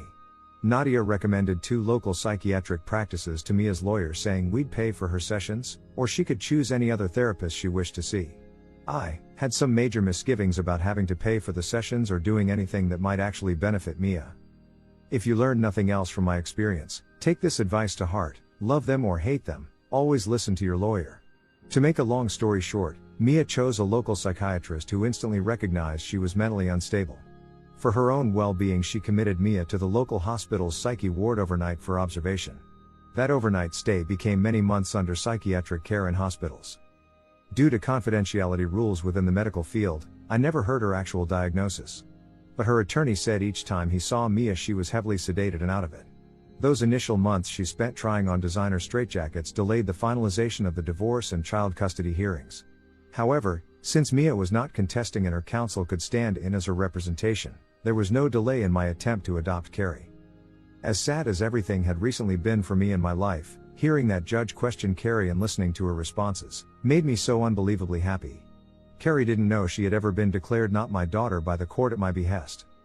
So, it seemed funny to her for the judge to ask if she wanted me to be her daddy. I was so proud of her, though she couldn't understand why. She was just happy when I told her I loved her, as she hugged me as her adopted father for the first time. I was glad Michael was also there, but even more grateful Mia wasn't. Neither Michael nor Carrie really had any understanding of what the hearing was about. But Carrie is now legally my daughter, even if we share no DNA. When I saw Mia cheating, it instantly removed all love I ever had for her. Until I was able to reunite with Carrie, I was so afraid that because of what her mother did, I would lose all love for her as well, or resent her. To still feel that love I always had for her again was such a relief. I would not have been in the wrong if I couldn't get past that, no matter what anyone wants to say. If paternity matters enough to the legal system to force a man to pay for a child that is his, it also matters enough for a man to not be able to accept a child that isn't. But damn it, I really needed Carrie in my life. I'd lost too much already, and she needed a dad who had already loved her for her entire lifetime. If I'm honest, there will always be a tiny part of my soul that will remain broken, because she is not my biological daughter. I cannot put into words how devastating that was to find out and accept. I know I am doing the very best I can as a parent in this situation. I believe time given to children and love is far more important than anything any parent could buy them. So will always be my focus. Other than Mia's mental issues, there was truly no reason for the divorce not to be finalized. She wasn't getting a penny from me, and even her own lawyer admitted that in her situation, she had no hope of getting any custody at that time. If and when she got out of her padded cell paradise, if she found a safe place to live, she could petition the court to gain some type of visitation and her custody. The court appointed a legal aid to vouch for Mia being cognizant of what she was doing. Her lawyer got her to sign the divorce papers with witnesses and had them notarized. I had to show up in court with Nadia a week later, for attorneys to get the judge to finalize some issues. 2 weeks later, I was legally divorced from the biggest mistake and waste of my life. I should have been happy about that, and I was. Signing the papers was the symbolic nail in the coffin to our marriage. Yet, it all felt anticlimactic somehow. It amazed me how well Mia's family stuck to their guns, in regard to disowning her after they found out everything she'd done. I'm sure some of that was due to wanting to stay on my good side, so they could visit with the kids. Even though her parents and sister knew she was in the psyche ward, they never even attempted a visit, nor did I obviously. But it was apparent from the times I talked to her parents, how disgusted they were by their daughter's depravity. They were embarrassed for people to know what their daughter did. I could empathize and sympathize. Knowing Mia had been run through more times than an oscillating lawn sprinkler in July, made me ashamed to admit I had ever been intimate with her. Mandy made sure to let everyone know what her sister and Rebecca had been doing, short of paternity fraud of course. Between social media and face-to-face conversations with friends, word got out about their exploits. Within a month, nearly everybody knew about her years of cheating and private immorality, and many felt obligated to share their peace of mind when encountering her. It was slightly humiliating for me having everyone know how foolishly trusting I had been. At the end of the day, in a relationship you either trust or you don't, and she'd never given me a single reason not to trust. It wasn't until a few months before I caught her, that I even considered she could ever cheat. In hindsight, a few red flags were missed, but she covered her tracks well. I should have put an end to the girls' nights out obviously once her depression subsided, just out of principle. But that night she stayed out all night was the first and only time that had ever happened before. She'd call if she was going to be 15 minutes late, which was extremely rare. I was actually worried, because that was so unlike her, and I wanted to make sure she was safe. I know many people probably think I'm an idiot or blind for not knowing for so long. By keeping things strictly physical oriented, and limiting the number of encounters with each man, she never developed any trails to follow. She did it like she was a true professional. She wasn't glued to her phone or protective of it. I never felt the desire to snoop. She portrayed herself to be the beautiful, loving wife and mother. I wasn't the only one who was deceived. Many friends have told me face to face they were shocked to know she was cheating, and would have told me if they'd known. They had no idea any more than I did. Everything she represented herself to be, to everyone, was a total lie. They wanted nothing to do with her, and nobody cared if she was kept in the ward the rest of her life. The only problem with no one having any contact with Mia was that it left us blindsided. Nobody alerted us when they decided to let her out. Laws prevented the hospital from letting us know due to doctor-patient confidentiality. I have no idea if she just convinced the doctors she was okay, or if they just felt like they had done all they could do to help her. but they released her on a Tuesday just before noon. She somehow made her way from the hospital to her car, which was parked at her lawyer's office behind his home. From there she took her car and drove to the kids' school. When she was informed that she couldn't see or check the kids out of school, she made enough of a scene that the school called me. I told them to call the police and that I would be there as fast as I could. On the way to my car, I called Mandy to let her know her baby sister was no longer using her Airbnb accommodations on Insanity Island. I told her I had no idea if she'd been released or escaped, but I'd find out when I got to the school. She said she'd call her parents, my parents, and Doug to let them know what was going on, and to keep them posted. By the time I got there, 2 cop cars and an ambulance were parked out front with lights flashing. I pulled into a parking spot, got out and headed toward the closest officer. After identifying myself as the ex-husband, he directed me through a side door which ended up being the school cafeteria. I was relieved to learn no one had alerted Michael or Carrie to the drama in the front office, and school had not recessed. The police had Mia seated at a cafeteria table and she tried to stand when she saw me, demanding to see her children. They kept her from approaching me and I asked if they had checked with the hospital mental health ward to see if they had released her. The authorities informed me that